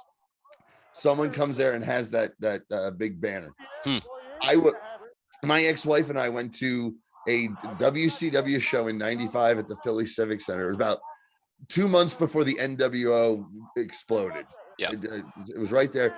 Bruno was a special ref in a Flair Savage match, and in there, that sign just comes up. As soon as Bruno came out, it rose out of the crowd, and I was like, "That's awesome, shit, man!" Yeah, that's sweet. Bruno's furious. Weasel chant. The brain doesn't like to hear that. Heenan and Worley just had like a Earl Weaver and yeah. umpire. You're a liar, Bobby. Earl.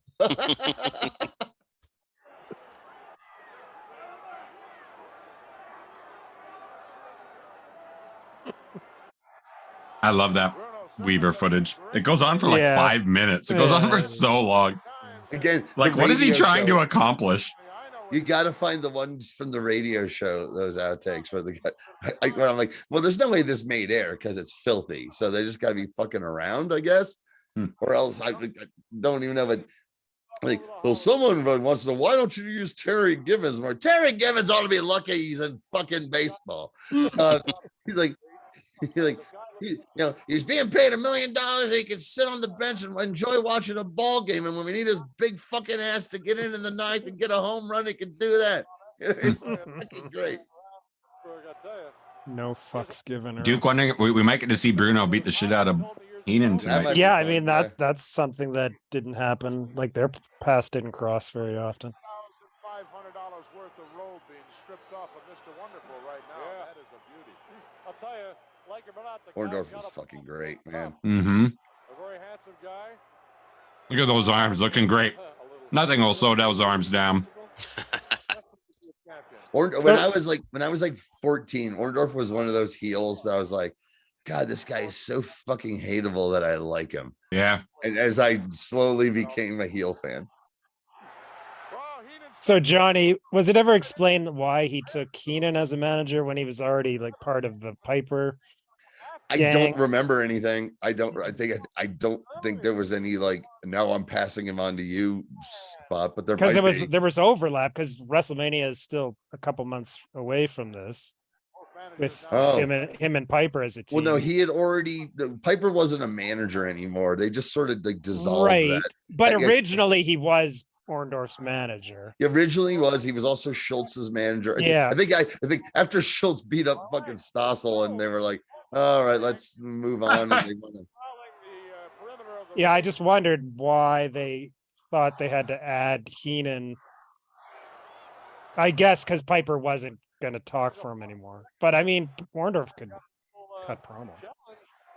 The Stossel thing wasn't what got Schultz in a lot of trouble. It was him going off on Mr. T, wasn't Trying to to go off. Yeah, well, that's how the story goes. It was in LA at an untelevised show. He was going to jump Mr. T to try and get involved in hilarious the WrestleMania. Got taken out in handcuffs.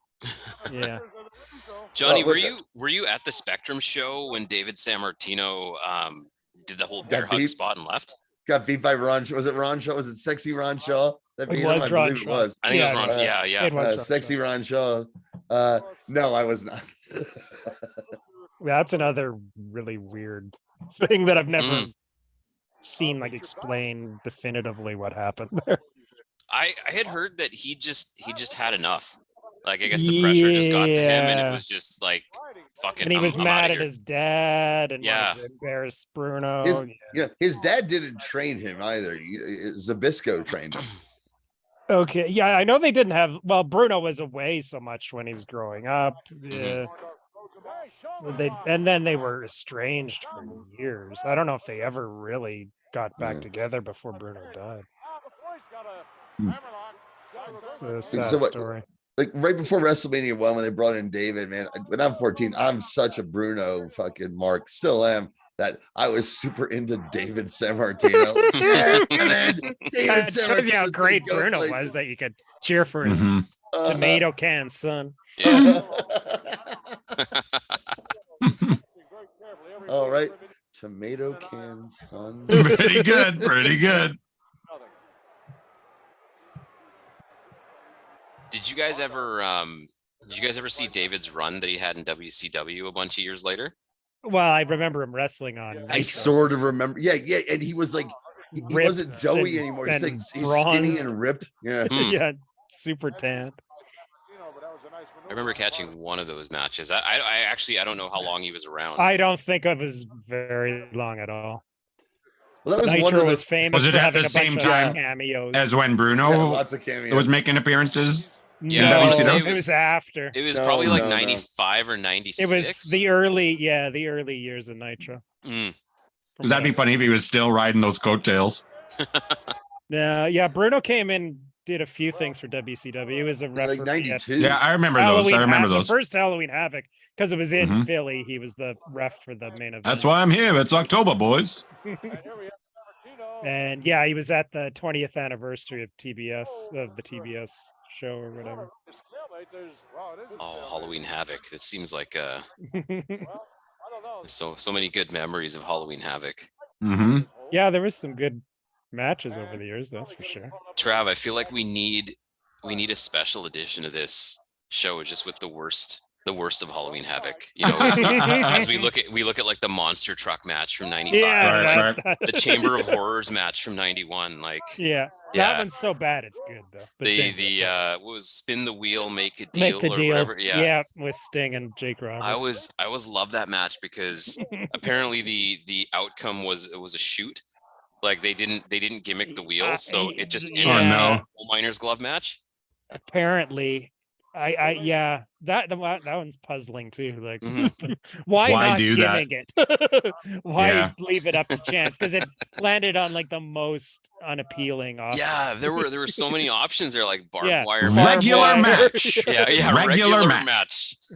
Yeah, a coal miner's glove. I mean, that HLA. That worked in Portland back in the 70s and 80s, but outside of that. So Trav had mentioned that I work for one of the promotions here in Vancouver, and recently we had a ladder match as our main event, and actually I wanted to bring that up, Trav, because when they had the stretcher coming in to pick up Salvatore Bellomo in the last match, we had a stretcher come in and take one of our wrestlers away after the main event, and it was that same like 1928 World War I style gurneys, gurney, right? Yeah, and it was so unstable that the referees, I recall the referees had to put the wrestler down because they had trouble actually stabilizing him on that thing. But when one of the owners said to me, like, we're gonna have a ladder match, what do you think we should, what do you think we should do? I'm like, please have a coal miner's glove like hanging off one of the things. And I was sort of outvoted at that meeting. I was outvoted one to nothing. So nah, man, you guys are doing as I told you off air before. ASW is putting on great shows lately. Yeah, appreciate it. I got a lot of love for Boom, as you know. Boom's one of my. It's one of the things I look forward to every month. Absolutely, every time I can make a show, I'll be there. Well, I live in Chilliwack. One of your promotions better make it out this way at some point. Dude, we were just there 4 weeks ago. Oh, really? Yeah, we were just at the Sheehan Leisure Center. Okay. Yeah, we were just there 4 weeks ago. We'll be back February the 3rd. Is our next Chilliwack date. You tell me when you're when tickets go on sale. If you want to come, you just tell me. I'll make sure that I got a seat reserved for you. Oh, well, thank you very much. Yeah, that shows you how much I've got my finger on the pulse of Chilliwack's wrestling scene. Who else would play Chilliwack? Thrash? PPW. If Deeds ever brought back PPW, I'm sure that he'd do Abbotsford and Chilliwack, but I don't think there's anybody else in the area that will run Chilliwack. Thrash is too far away, you think? Have they not? No, I don't think Thrash has made it out to just past the Okanagan yet. I think I mean they've got a pretty strong base if you look at the Okanagan cities they run, right? Like they're doing they basically I'd say they own BC wrestling from like Kelowna. Sure. Kelowna East, right? I mean, and that's Justin, right? That is isn't Justin Sider, right? No, Justin runs Slam Loops. Okay. We got Mad Dog Marty Sugar. He runs Big West. So Big West does some shows out in the Okanagan as well. But in terms of the overall outreach and the number of cities that places run, I would say that Thrash has the has a pretty strong command of the market. That's Nick. The guy's name is Nick. Nick Zielinski, I think his name is. Okay. Yeah. I definitely haven't met him yet. Really, really nice dude. Really nice guy. Cool. So they're running Trail BC tonight, I think. Wow. No, they're running Nelson tonight because they ran Trail last night. Oh, did Ferraro make an appearance? Yeah, I was gonna say hometown of the late. I shouldn't say not even late. Sorry, the great Ray Ferraro. Johnny's saying that he knows Marty Sugar through DVD-VR. Yeah, that wouldn't surprise me. Marty's been on the scene for a pretty damn long time. He's a long-time poster there. Yeah. Oh, he got him good with power. Yeah, Did Marty. You see, I don't think if you saw when we were talking there, Orndorff used some of the garbage that was thrown into the ring on David. Yeah, I missed that. Who's that referee? Whirly, Johnny's favorite. Dick Whirly. Nice. Yeah, he was long-time fixture in the Spectrum. You don't recognize those flares? Nice. That was a pretty good suplex from David.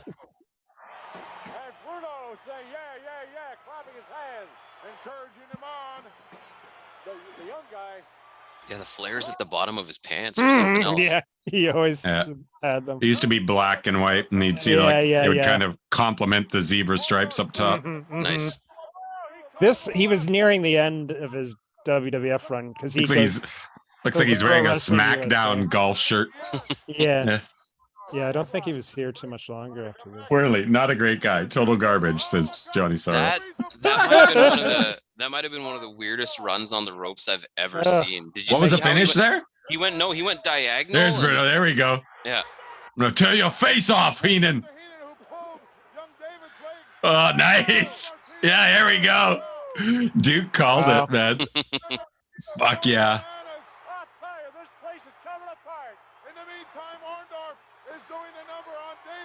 Don't care about his son. Just let me get my hands on this son of a bitch. Wow. Oh yeah, I mean, wow, what a bump. What a sell. Yeah. I mean, that's two legends going at it that, like I said, didn't cross paths too often. If much outside of it. Holy shit. Oh. He's like Michaels versus Hogan. Oh, fuck. I mean, Bruno comes in and he's obviously like a million times better than his son. It's then David, yeah.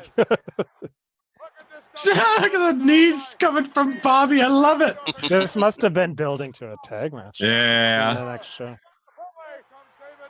Hey, come on. That's my dad. You had Bruno would have to get his vengeance after that detail. Fucking great. Yeah, next month, Bruno and David versus Orndorff. And we got to seek it out. I've never seen man. that. February 16th. 85.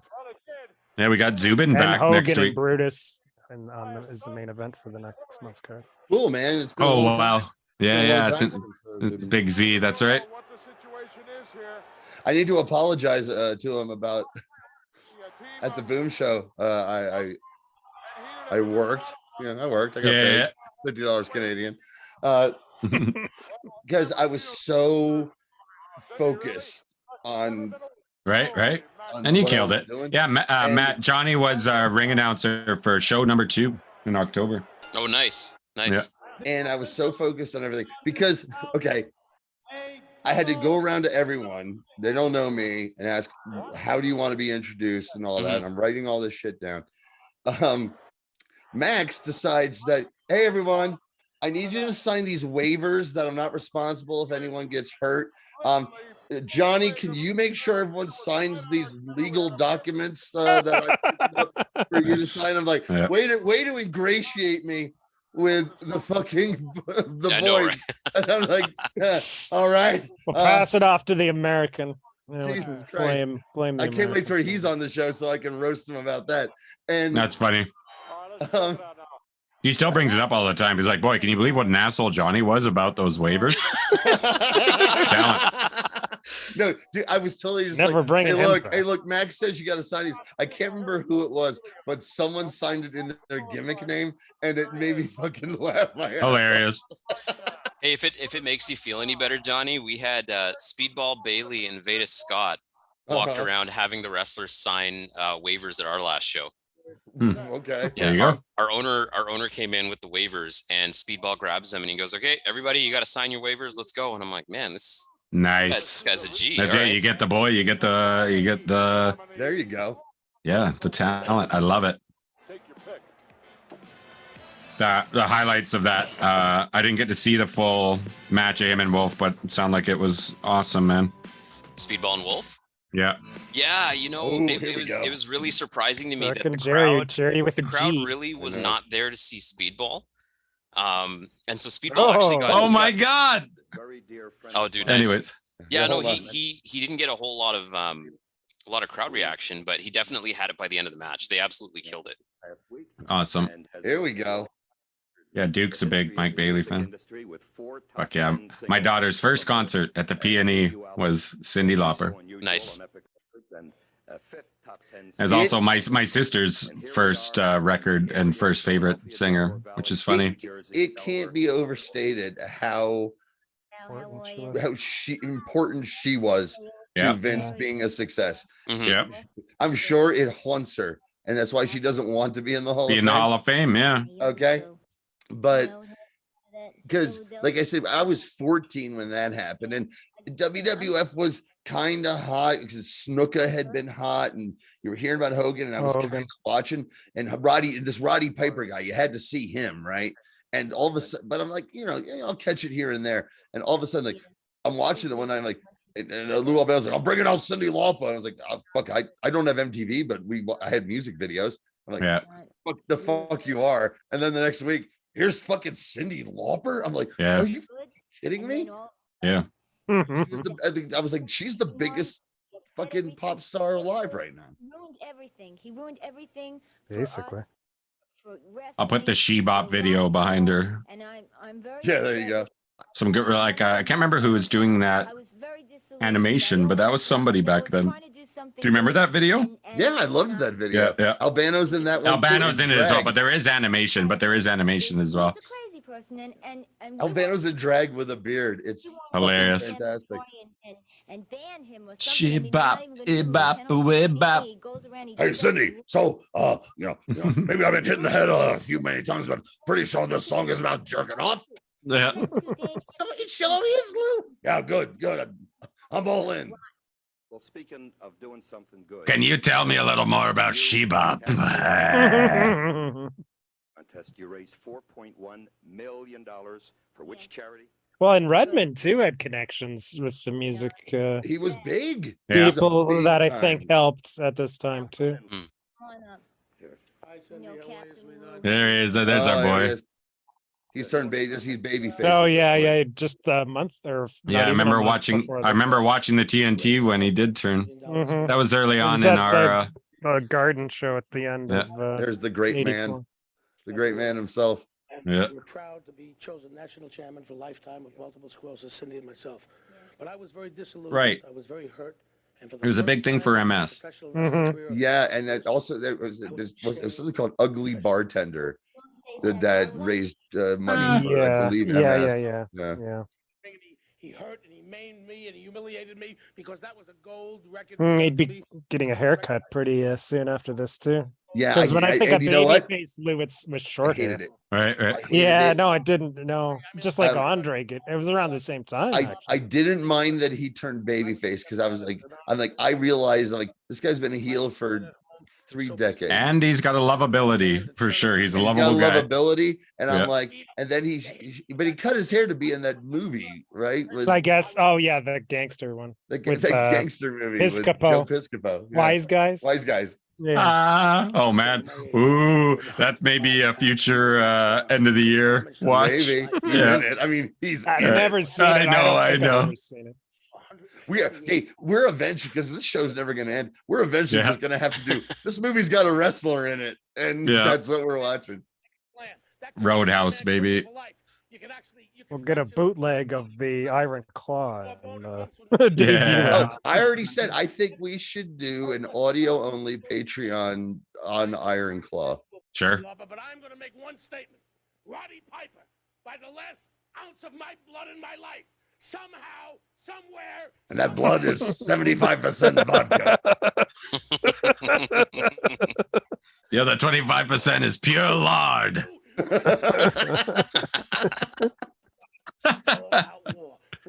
I remember that TNT World War IV. What the heck? Skipping ahead. I've been reading a lot of sci-fi dystopian. World War III was the Wild Samoans versus Rocky Johnson. I just got a hold of Ron Hubbard's Battlefield Earth. The true third world. Without question, you'll have record of the year. I think time after time is absolutely Awesome. I love it. Yeah, he knows more of the industry jargon. Yeah, dude, because he was a big shot in the music business. Yeah.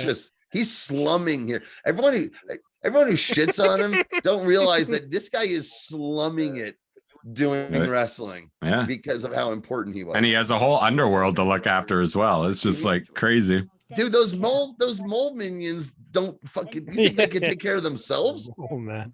Participated in the open bartender contest and helped He just wants to be left alone and occasionally fuck with Reed Richards. Yeah. Okay, thank you for all your time. That's my. Oh, I hope he don't mind. I'm gonna sneak a kiss. God, David. Yep. Oh yeah, there he is. Somebody breaks some records over that guy said. Hey, Oh man, there we go. the sleeveless section. There we go. Murdoch, baby. Nice. We know what to put behind this good. Just Murdoch. Adrian Adonis, the pride of Hell's Kitchen of New York City, were defeated on national television. The pride of Okay. Hell's Kitchen. I have to share Yeah. childhood. Okay.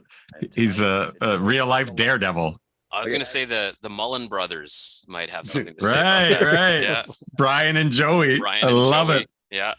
Okay, so I remember this is one of my wrestling memories I've never forgotten that I shared with my best friend, Brad Eisenbill. We were both watching wrestling this time. The Briscoes had just shown up because they had sold Georgia to Vince and they had their short run there as a tag team. And they feud with the tag team champions of Adonis and Murdoch.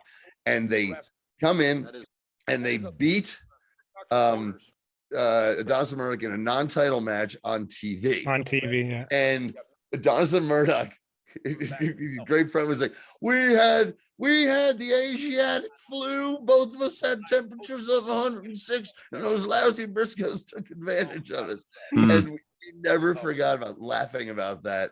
And they had this short little feud of great matches. We're getting one tonight. I'm really looking forward to it. Most famously at MSG at the end of December that we watched on one of the early right until Jerry Briscoe's like, this fucking weather and this fucking schedule, fuck you.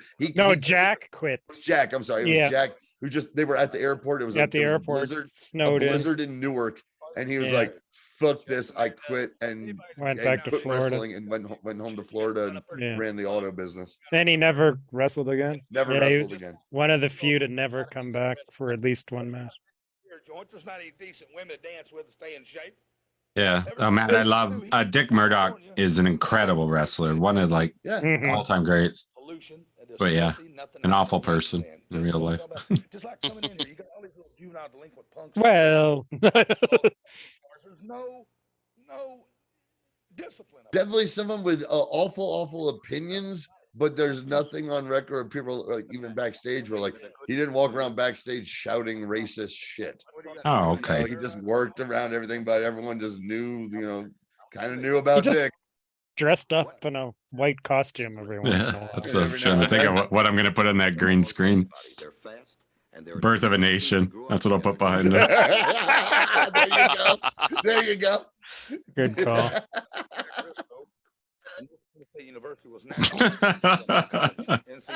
which scene is the question? Oh, there's a bunch to choose yeah. I think that's public domain, right? I think you're right. I think you're right. I think we're cool. It's been over 100 years. Yeah. But he also tell you the title. Just like Winnie the Pooh is, because on my Peacock stream, I'm like, just popped up. Someone did a fucking horror, like a horror film of it. I heard about it. Oh, that's right. It's on Peacock. Really interesting. Yeah. I'll never watch it, but, I'm happy it exists. Oh, yeah. Our partner can't break it. It's gonna be over with because we're gonna have to give up. He's not gonna bust. Where the fuck's Adonis? That's what I'm wondering. Aren't you in a tag match? Texas superiority and brain. Texas superiority. You know what Texas is standing in for there, guys. We'll be right back and we'll see what happens. Well, it was Texas-Oklahoma rivalry. Wow. Man, the best match, one of the best matches we've ever seen on Mystery Titans Theater is between these two teams. Yep. A couple of weeks before this. I don't think I've ever seen this match. That jacket. That jacket rules. That jacket is the best. Thing is tight. It's going to be hard to get off. It's going to take longer than Sal to get his off. Even a bigger heat getter in Philadelphia. Philly, yeah. This next bout is a special. Oh yeah, they were still the tag champs. Their reign must be like only a couple days left in it before Wyndham and Rotundo. Yeah, so much garbage being thrown into the ring today for no apparent reason. That's the where should I put this? Oh, throw it at Murdoch. Mom, hey Mom, I'm all out of popcorn. What should I do with this? Throw it at fucking Murdoch. 62 pounds, Jack. All my Philadelphia characters smoke, apparently. There's Sarge again. Okay, what's Sarge? Slim Sarge. Slim Sarge. Slim Sarge. The original Slim Sarge. There's a ghost. Halloween. There it is. October. Some giant, either pro Adonis and Murdoch or a big white sheet. I think Murdoch is like, hey, that's my jacket. Hey, smart fans. Someone got my gear, Adrian. Yeah. Hey, Uncle Tim made it to the show. Start a chant. You must be from the South Jersey branch. Yes, there was and probably is the South Jersey branch.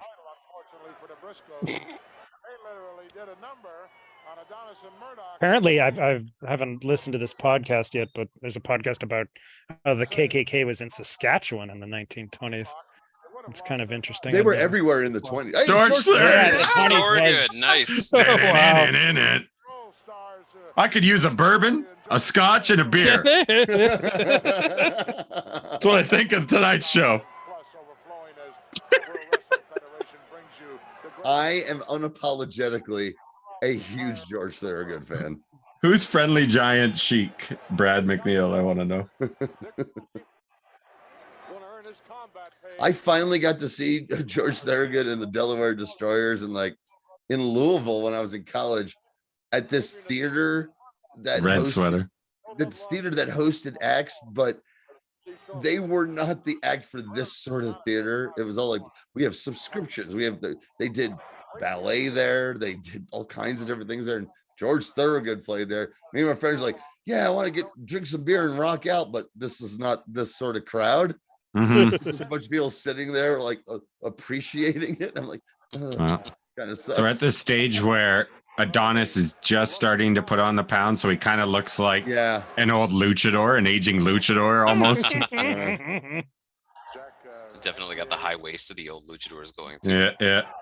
That massive Yeah. chest. Look up. Look way up.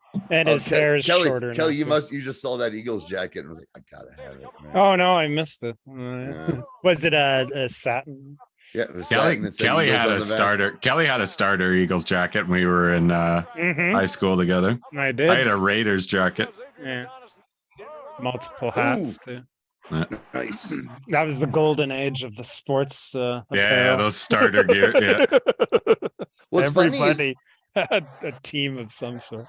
Surely, Matt, you must have owned a starter jacket at some point in your life. I think it might surprise you to know that I did not own a starter Wow. jacket. Yeah, Wow. I also owned a Tampa Bay Lightning Yes, you starter did, jacket. which was kind And of strange. Yeah, but it was the year they debuted. Yeah. I had a San Jose Sharks shirt. I and that was begged one and of I the- asked my parents for for a starter jacket, and I didn't get one. Oh. No, I had a starter hat. I guess because you was a bad little boy, man. maybe that's it. Yeah. Sorry, son. You should have thought about that before you know. Starter was so crazy in the early 90s though that Yeah. if you could get any team's jacket, Yeah. any like my buddy had a Charlotte Hornets. Oh man, starter yeah, they jacket. were those popular. were They were super popular. popular. Yeah. All And right. he didn't even like basketball. All right, I gotta say, because in the early '90s I was married. So, do you mean just like teen? What's a starter jacket? What? It was the Starters. brand. The It was brand. a brand. Is it brand the was brand? Okay. Yeah, I they was were like, very are big like in the people. 90s. Is it only the players who start the games? I'm like, Yeah. Yeah. I don't know what the fuck you're talking Well, about. that was what it was implying. Yeah, but it was. Yeah, it was a very. You're a real popular loser. brand. You're a real loser Yeah. if you wore a second string jacket. And I don't know about your That's high what school. but that's what you got at the dollar store. I don't know Bench about your high- warmers. I don't know about your high school, but the type of jacket that was really popular in my school was the windbreakers, like the windbreakers Yeah. that you pulled over and had the half zip. Yes. Oh, Yeah. dude, remember Kelly? Yeah, I never had one of those, but yeah, they were. Very With many friends who had that. For those who couldn't get like a nice starter jacket, that's what Yeah. you would get. Yeah. Mine was the full zip black. Yep. I know. I know. Yeah, Oh, But there, nice. everybody Eagles had and that legs half and zip. Everybody had that half zip. That- One of our friends had the Kansas City Chiefs, if you remember. Someone had a Saints one. I remember. Yep. Yep. I had a Steamboat's Mid-Atlantic Gym jacket. It's like satin That's jacket definitely that more cool than that I mine. bought from an ad in the back of Pro Wrestling Illustrated, and I got it, and it was red and glorious, just like Ricky Steamboat had. On the back is a giant muscle man in a thong going like this, and I put it on, and I got it in the summer, so it was too hot to wear it, and I put it on. I'm 15 years old. And I look at the back and go, I can never wear this ever. All my friends will make fun of me. And then I lost it. Too bad. And I wish I managed to hold on to it. It would probably, you could get some dollars for that on No, eBay. yeah, and you could actually wear it without shame now. Oh, yes. It would fit my where on what my leg. Boy, Brad McNeil's giving you a hard time in the chat there. Yeah. In the early 90s, I was married is not an excuse for no fashion sense. Yeah, my fashion sense in the early 90s involved a lot of puffy shirts and vests and baggy pants. Like that whole Yeah. baggy look of the early 90s that looks ridiculous now. Mhm. I was a big fan of the baggier the better, given my body. You have the Zubaz as well? No. That's I'm what. from New Yeah, Jer- no. I'm from New Jersey, but come on, no. Yeah, Zubaz. Brad is saying you showed up to junior high in a Ribera Steakhouse K-Way. Exactly. And Zubaz. Yeah, I that'd didn't be actually nice. go to- And a bandana. Yeah. Basically, you're a hawk from Yes. the mid-80s. And a it. pouch and a fanny pack. And it's crazy because we didn't have junior high. 'Cause I lived in such a small town. Our school was just kindergarten through the 8th grade in one building, and I always felt robbed of the junior high experience. I was like, Right. didn't have that. We just the same 80 kids. It's Together for Degrassi 9 Junior years. High. Well, I got to relive it when I fell in love with Degrassi: The Next Generation, like in my late 30s. But you Grade still got seven, you got to seven, get eight, into nine. the 80s original. Yeah, that was the OG. The first time I ever saw someone smoke weed on camera was Degrassi. Degrassi Junior High was not the original, but it And was first the time, first as one we've said on this show before, the first time I ever heard that drugs made you feel good was on the cartoon All Stars to the Rescue, when Kermit said so.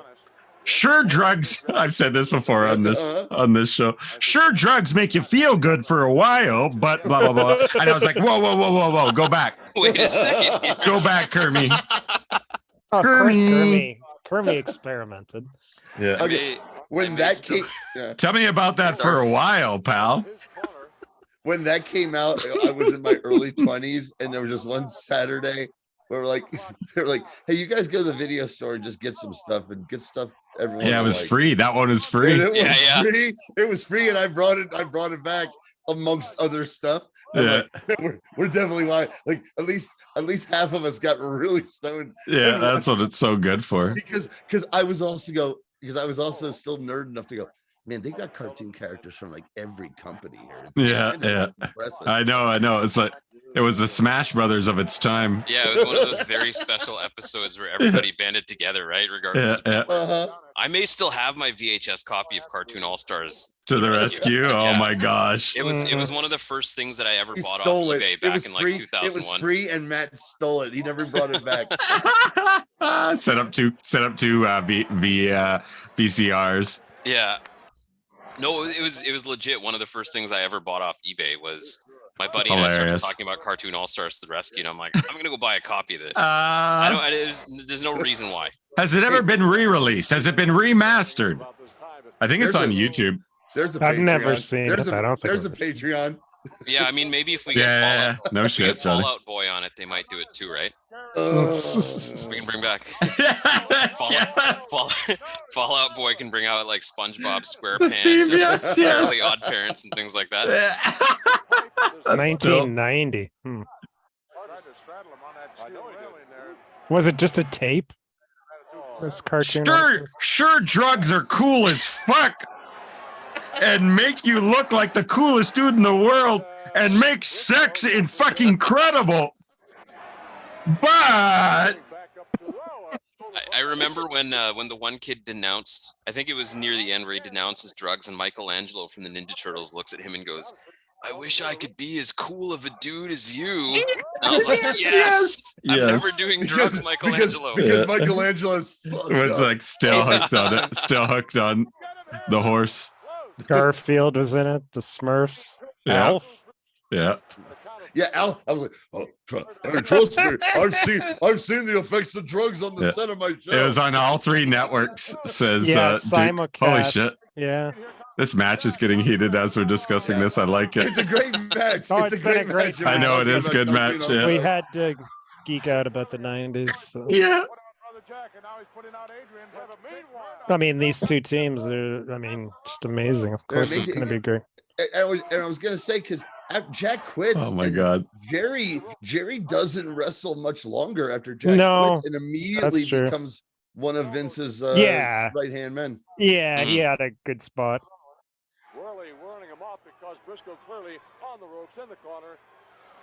What move did I say earlier that I think Pesky could start using, Matt? Can you remember? It was one of the elbow drop. Oh no, it was the Buddy Landau. The Buddy Landau elbow drop. Yeah. I would also say the fucking Murdoch knee off the top rope. Holy shit. I don't know if that's an easy thing to do. Yeah. The cattle branding. That is one of my favorite fucking wrestling moves of all time. You know, I won't let Pesky forget that we named his clothesline the Piss Missile that one night. The pesky Piss Missile. Every time a lariat. He has a lariat that he uses. That I thought he was going to ride to the championship of this show we watched.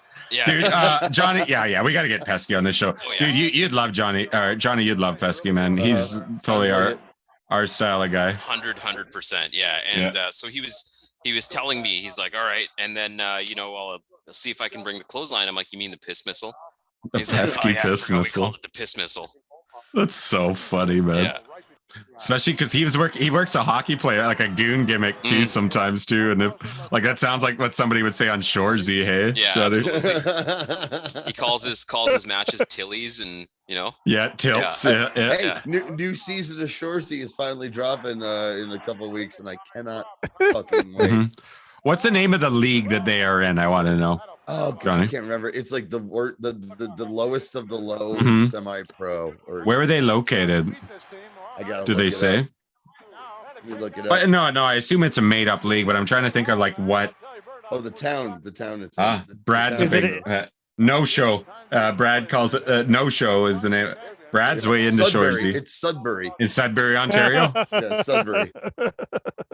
Cool. Right, because he was a junior player in Really? Ontario, right? Yeah. Yeah. Yeah, he was. I don't. Was he drafted? I think he was maybe drafted by the NHL team. He did. He got injured, and then just got into like weird comedy. Wild. Yeah. And the world's a better place for it because the Northern Ontario Senior Hockey League organization. that's it, the Northern Ontario Senior Hockey League organization. So it's called the No Show. The No Show. That's fucking awesome. That's pretty brilliant.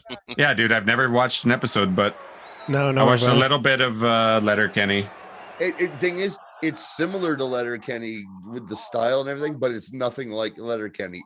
They're doing a Rocky story of underdogs coming back, and it's a lot of fun. More garbage. Oh, it's garbage. Trash.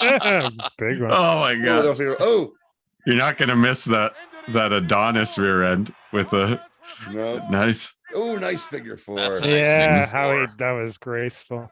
Mm-hmm. More garbage. There's so much trash.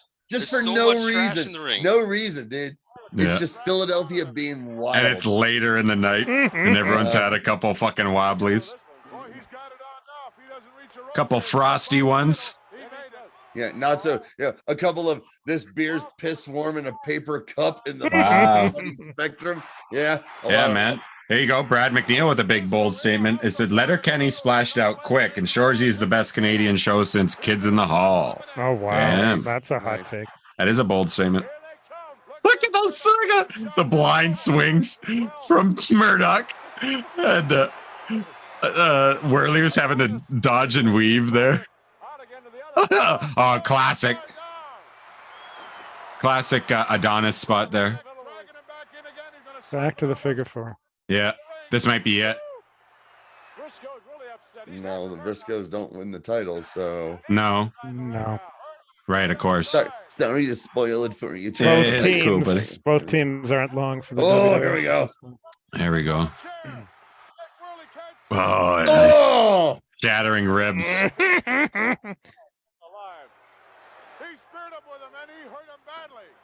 Hit the brick shits. I like it.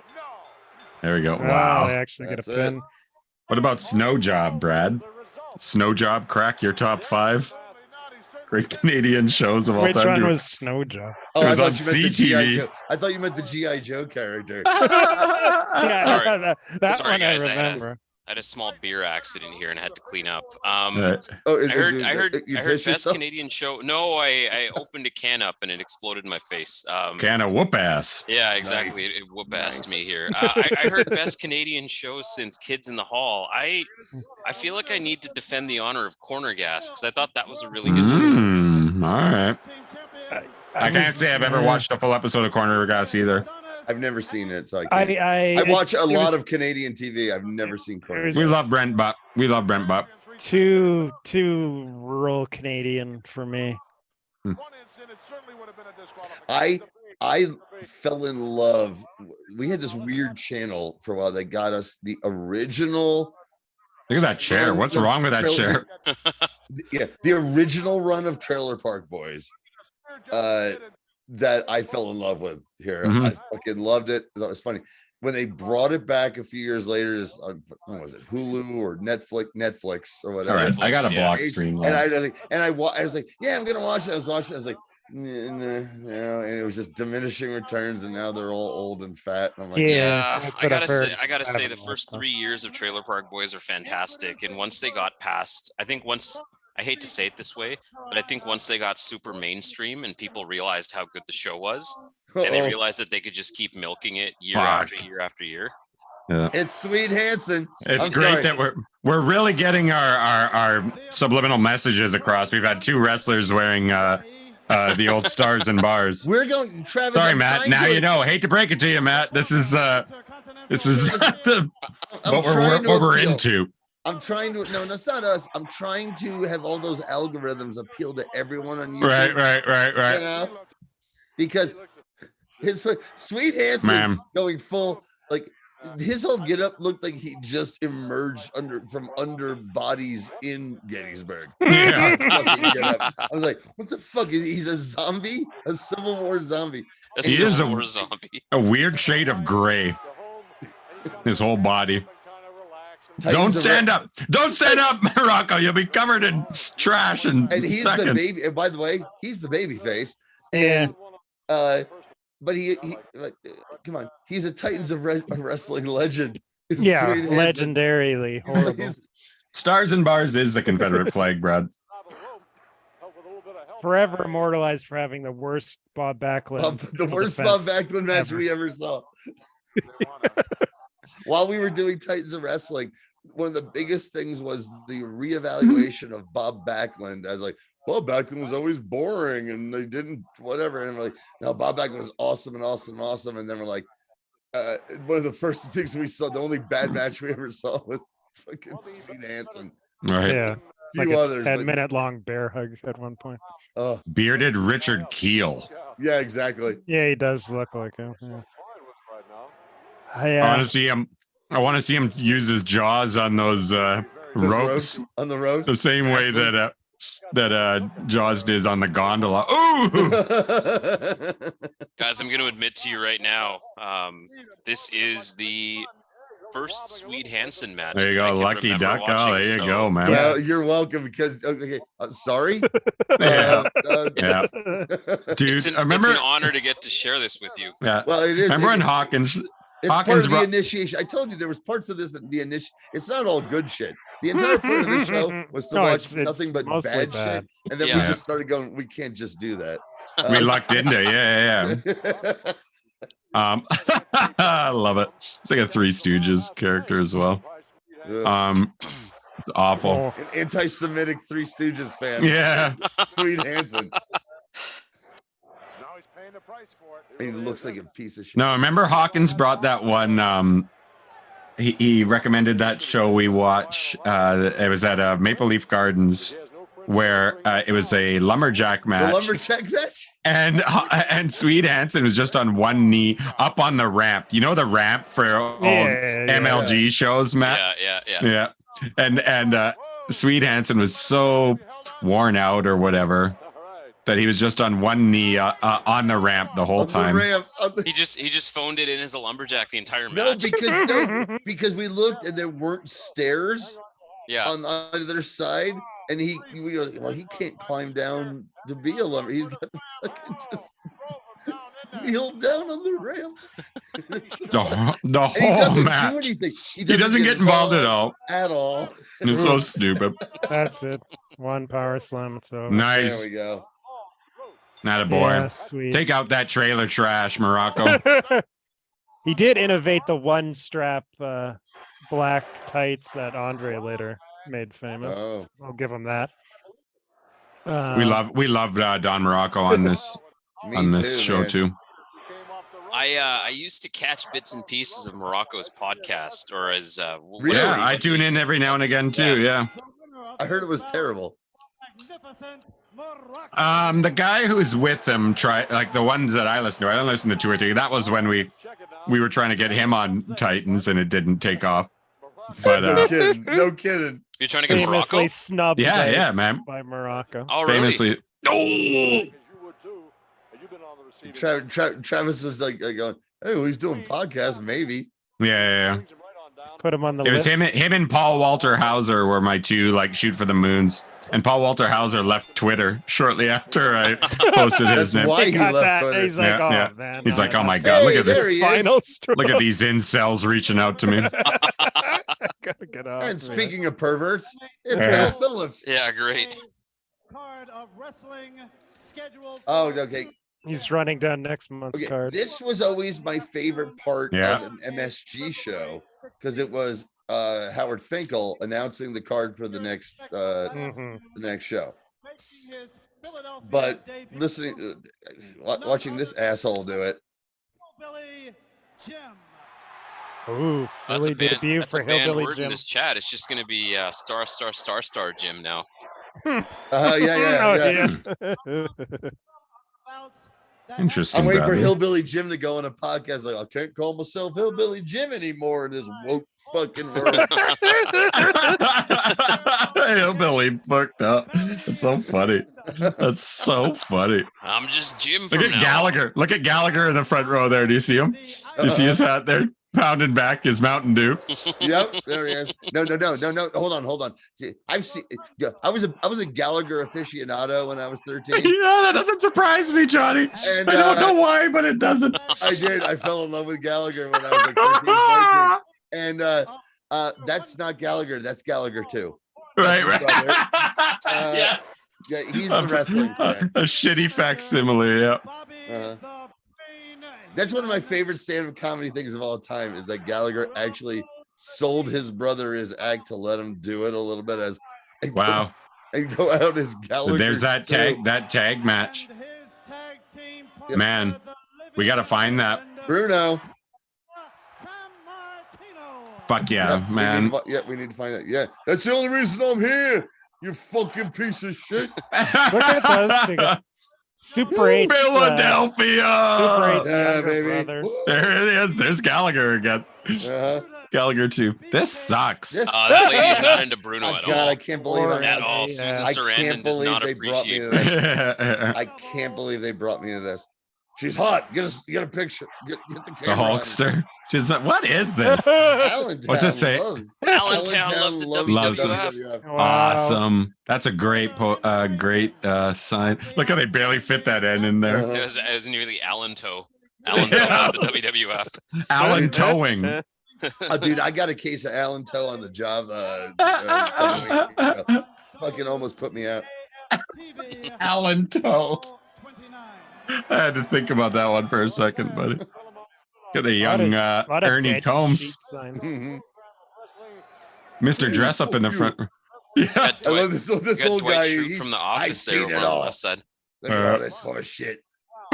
Snooker for mayor. I'd vote for him. I'd vote for him. Hey, is a sleeper section over here. Is that his old lady or? Yeah. Be my old lady. Oh my gosh. Oh my That's gosh. his old lady. Hey, Hello. over here we're hanging out with the Uggos. Time for an upgrade, my dude. Philadelphia freedom. Fuck, that shall was be. great. That was extended shot was fucking awesome. That was so good. Holy shit. Here we go. Here comes the Here we garbage. go. We're getting Here a comes the big. garbage. Yeah. Wow, Snuka and Tony Atlas. Interesting. Yes, because see, Jimmy Snuka needed a rotating cast of non-white partners to keep Right. going this racist-based feud that he had with Roddy Because at the Piper. Garden or at MSG, it was Snuka and JYD. JYD, Tonga Kid, Tony Atlas. Hmm. Oh, it says here Atlas was subbing for the Tonga Kid. So Tonga probably already no-showed because he Right, was- so I was like, okay, Tonga no It show. was They the looked around start locker of the- room. They looked around the locker room and go, well, Oh, maybe a no. white guy, Tony. Yeah. Yeah, it's like that. It's like that Family Guy meme of the different shades. You must be this yeah. shade to Piper wrestle in is this just- match. These Yeah. people are allowed in my cab, and these people are allowed in Yeah, my cab. yeah. There was a You Piper must be the skit shade where of team Piper with Jimmy went off Snuka on in the hottest Atlas. angle they got right now. Yeah. So, I mean, there's some benefits. Oh yeah, for sure. I got to tell you guys, Jimmy Snuka was a really, really big deal in my childhood because Yeah. so Me my too. parents, my family, they're from the Fiji Islands, Oh, So wow. it was a huge deal when we would hear like this guy's been announced from the Fiji Islands, and then 20 years later you hear that he's Jesus, so much committed these garbage. horrible crimes, right? And he's a murderer. Yes. But, Yeah. You know. And you're like, oh, maybe it's not so. Yeah, but not he's so good that I appreciate he's our murderer. Hey, you know, I think It was never proven in a court of law. No, it was. It was. Was it? No, it wasn't. Yes, They it was. couldn't have he a wasn't trial. fit. He wasn't No, fit they to said stand it- trial. At the end of his life, and they had him in the courtroom, and he had by this point he had Alzheimer's and brain damage, didn't know where he was. And, Yeah. but they finally. Well, yes, if he was, able to, they probably would have proven it, but he wasn't. I love Bob Orton. I don't know why I'm standing up for all these wrestlers tonight. But, No, dude, I'll stand up for Jimmy Snuka's importance, like you were saying. I at know, this I point. know. He was fucking huge. Yeah, you'd say the same thing about Chris Benoit. Or not Chris the Chris same. Benoit was never as over as Jimmy Snuka. No, but he also, Sorry, but he was. rotted hell. But he also brought, he was something. He was a benchmark. But Jimmy Snuka No. I amongst agree. fans at this time, Yeah. people were going like, Yeah. why isn't he the champion? That No. kind of fucking talk. Yeah. Like then we found out, well, that's why he's not the champion. Yeah. He's a Yeah. drug-addled idiot who fucking murdered a woman. amongst other things. All at the same around the But same he was time. so over. But I mean, But he's got was more those over shoes than off, Hogan. so I can't say no, Johnny.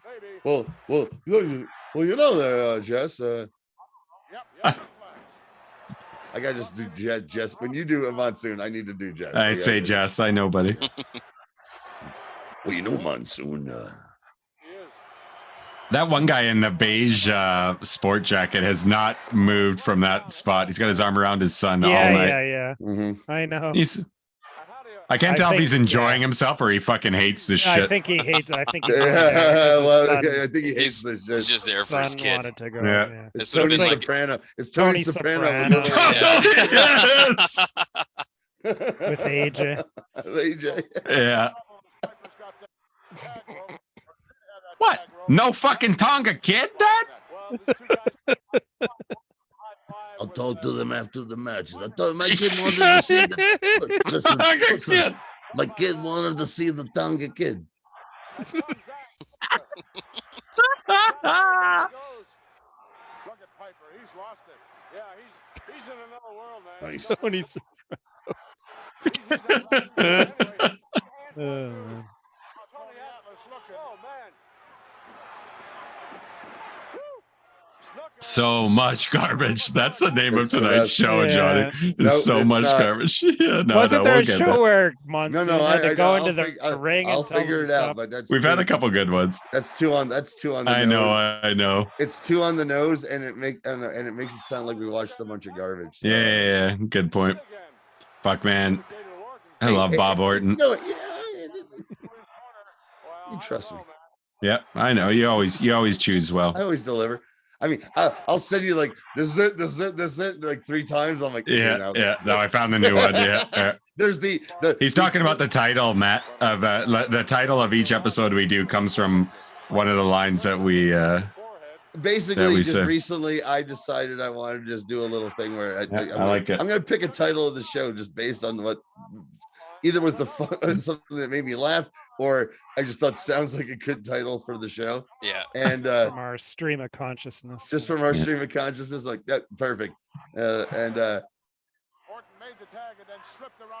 And when I do the There it is. if I do the initial re-listen after the show, I drunkenly pick a bunch of dumb shit. Yeah. And then I listen to it sober a day or two later and make the actual decision. Occasionally someone knocks it out of the park, like oh gosh, Jenny.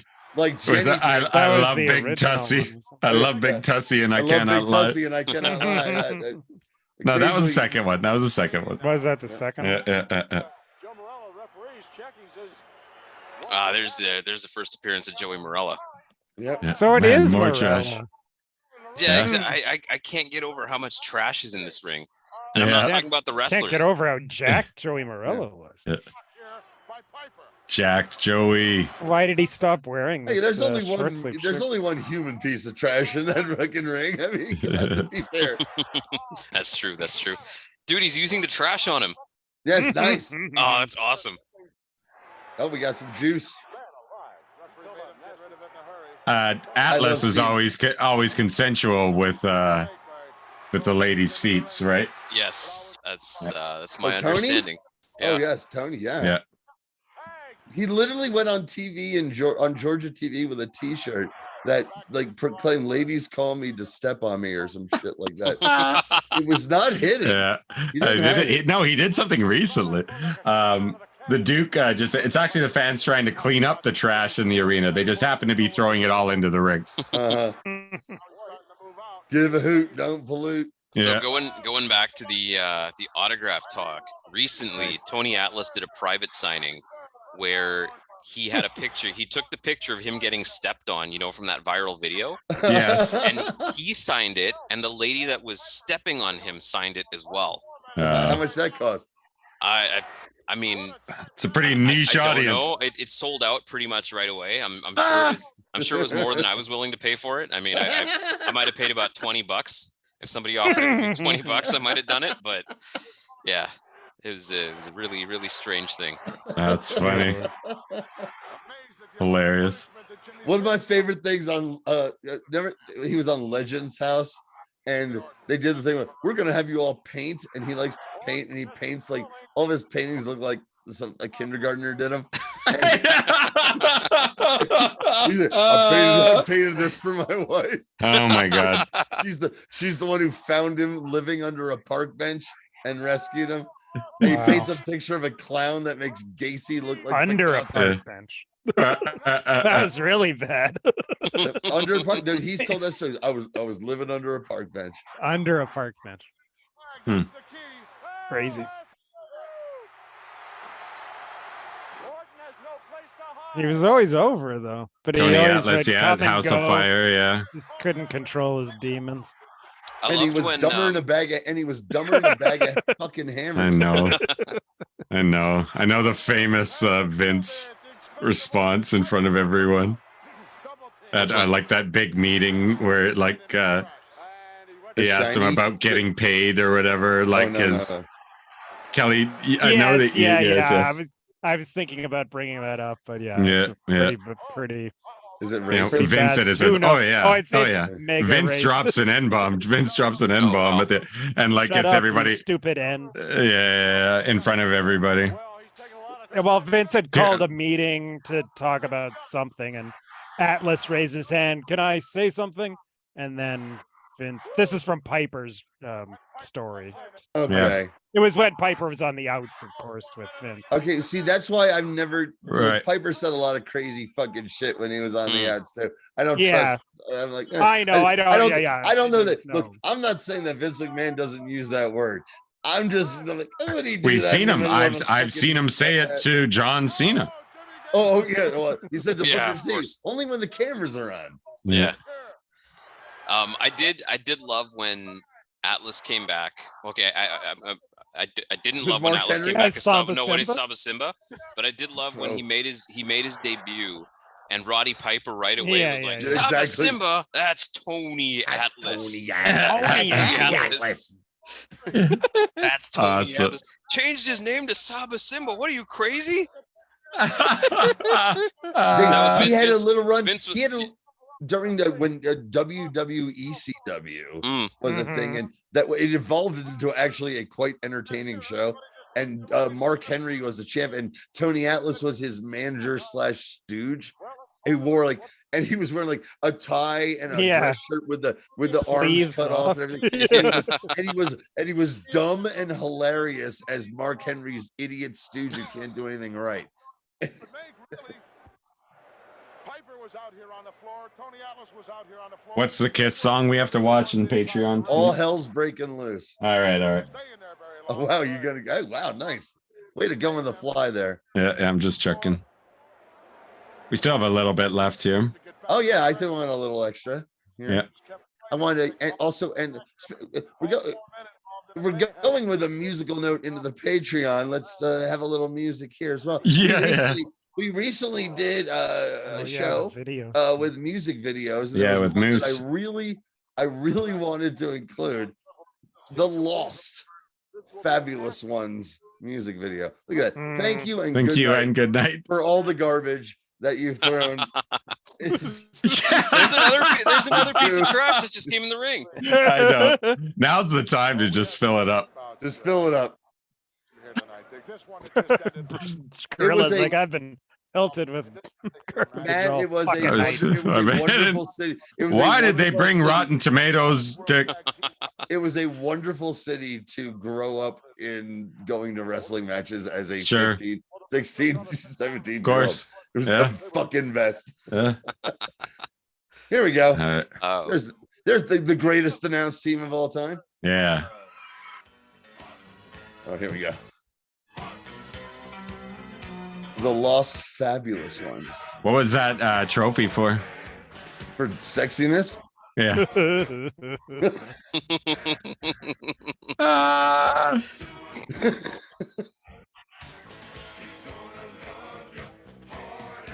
Oh my god. Yeah, baby. Oh, Like, ooh, why is his ass on his back, on his ooh. front? You know, I grew up shooting skeet, and it is part of the tradition to do it shirtless. Yeah. Me and my father would strip down. That's the way you do it in Duck Hunt. That's right. On the NES. Except at my Holy house shit. when you come over to play. Don't do that, please. Yeah. Okay, got it, Matt. I know you've gotten some boom ideas from tonight's show. I'm hoping. Yeah. This is prime idea. Ladies and gentlemen, the Bee Gees. I know. Now they're on the run for the fucking cops. This movie's all over the place. Hey, here we go. Yeah. And the Moondogs. Oh, the cowboy. Classic feud, actually. Classic between these feud with two. classic Yeah. match. I love that. That was the gayest thing. Someone's I've got to ever make seen, that Dave. poster. Someone's got to reissue that poster that's behind them.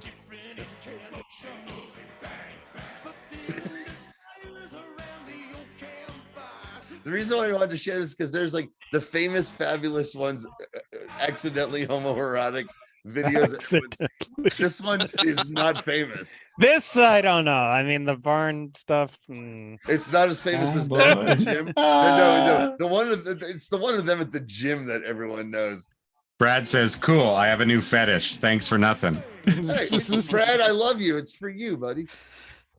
I'm like Dave. I'm gonna jump. I'm gonna hang myself like Damien's fucking nanny. It's all for you, Brad. Oh.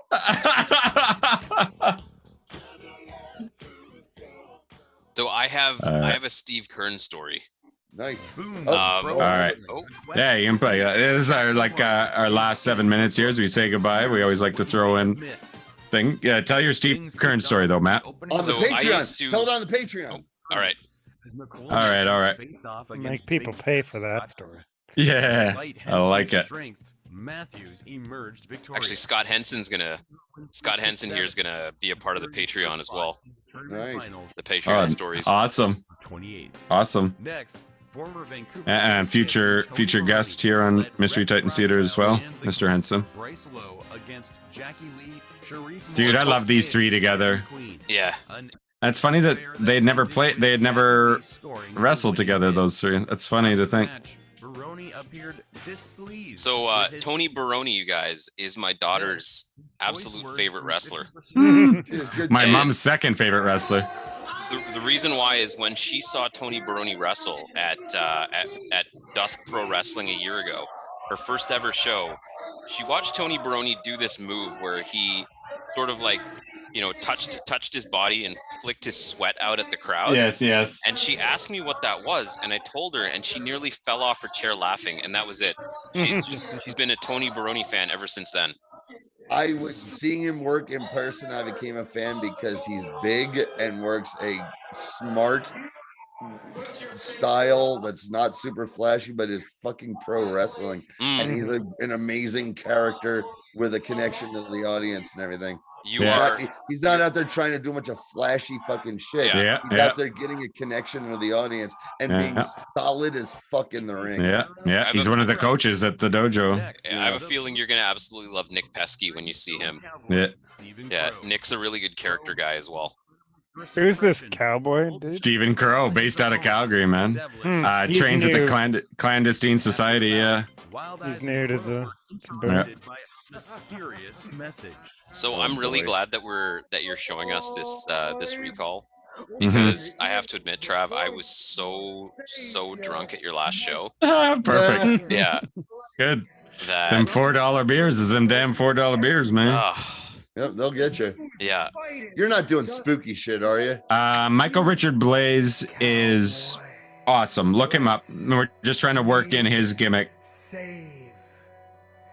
Anyway, you'll see. Yeah, the night Like, the dude, night before he's we as had- good as it gets. The night before we had Seb Wolf out here wrestling Speedball Bailey, he actually wrestled MRB. Speedball wrestled Michael Richard Blaze in Edmonton the night before. Right. And that match kicked all kinds of ass. I can only imagine. The intrigue is palpable. Next, Brady Malibu and Malik Friend of the show, Brady Malibu. Friend of the show, Parm Singh Man. Poor little Parm Singh Man who no longer has a mentor. I love this time machine. Yes.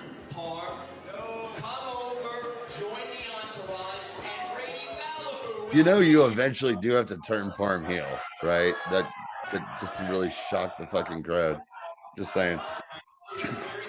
It could be years away, but it's gonna have to happen. I love how that's Abe's hat. Yeah, that's what we gave him before he got into the. Right. You remember? You were there. Yeah. Oh, I was there, but it was a lot of it. Was, Same $4 thing, beers, more $4 alcohol. beers. no, that Yeah. was more like it was like 40 Ooh. Celsius in the That's right. bloody Legion. I was dying. I'd been drinking beer all day before that. Oh, was it one of those hot days? It wasn't even that hot outside, but inside here it was like Yeah. 100 Fahrenheit, man. It was crazy hot.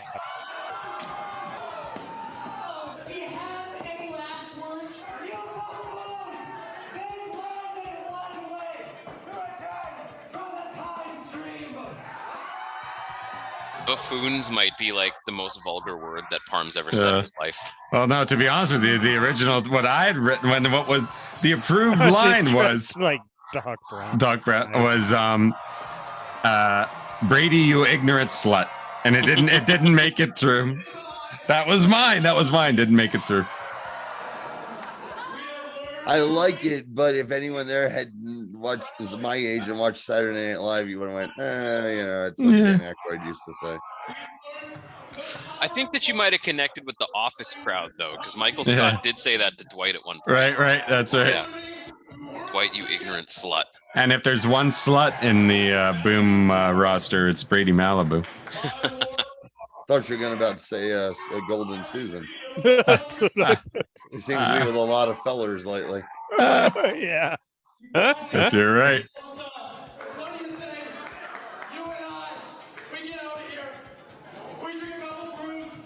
Where's he's in Quebec City tonight, right? He is, yeah. He's in Quebec. Him and Judas and Rose. Ick and Rose, yeah. Yeah. Oh, this is it. I love those subtle cuts to Parm. Okay, I saw. That might okay, be the heel okay, turn. okay, That okay, might be the heel turn. Look, I have an eye for wrestling, and I kind of No, saw do you, what Johnny? fucking happened there. Okay. Mhm. Mission. Evan Rivers successfully defended the coveted Golden Hunches against he who flips, Judas Icarus. You ever talk to Nora about missing her cue at the end of this? Yeah. Championship. What she got there just You'll in never time? You'll never let her forget it. too, No, right? no, You of course. It continued as fan favorite Casey. Man, She's gonna write- Casey's. She's gonna write the wrestling equivalent of "Mommy Dearest," just about that fucking Right. incident. Yeah. Look at that. There's your boy Joe King with the fast count for fines. Fucking Joe. Oh no! Hold on, wait. Is he an evil heel referee? Yeah. He's only Kyle's ref. Yeah, he's a heel referee at Boom and everywhere east of the Portman Bridge. Abbotsford, BC absolutely hates Joe King. This was a pretty awesome moment. I'm fine with evil heel referee if it's a short-term thing that only lasts for like a minute. Yeah. Otherwise, Matt, my least favorite thing in wrestling is referees who want to get themselves over as a fucking character. If we keep them attached to Kyle, it's that's part of how you do it. You have to attach it to a manager, and even then you can't. You can only do it for so long. Cat's the best. Those new shirts are the best. We love Brian Fukushima. We love you guys for watching. Thanks. Yeah, thanks for joining us, Matt. We're gonna head over to Patreon Matt, soon. You were fantastic. I can't wait to get to the Patreon. All-time everyone, great. Everyone, guys, this has been an Patreon. absolute blast. Subscribe to the Patreon. You want to see what's going to happen next? You got to subscribe to the Patreon, guys.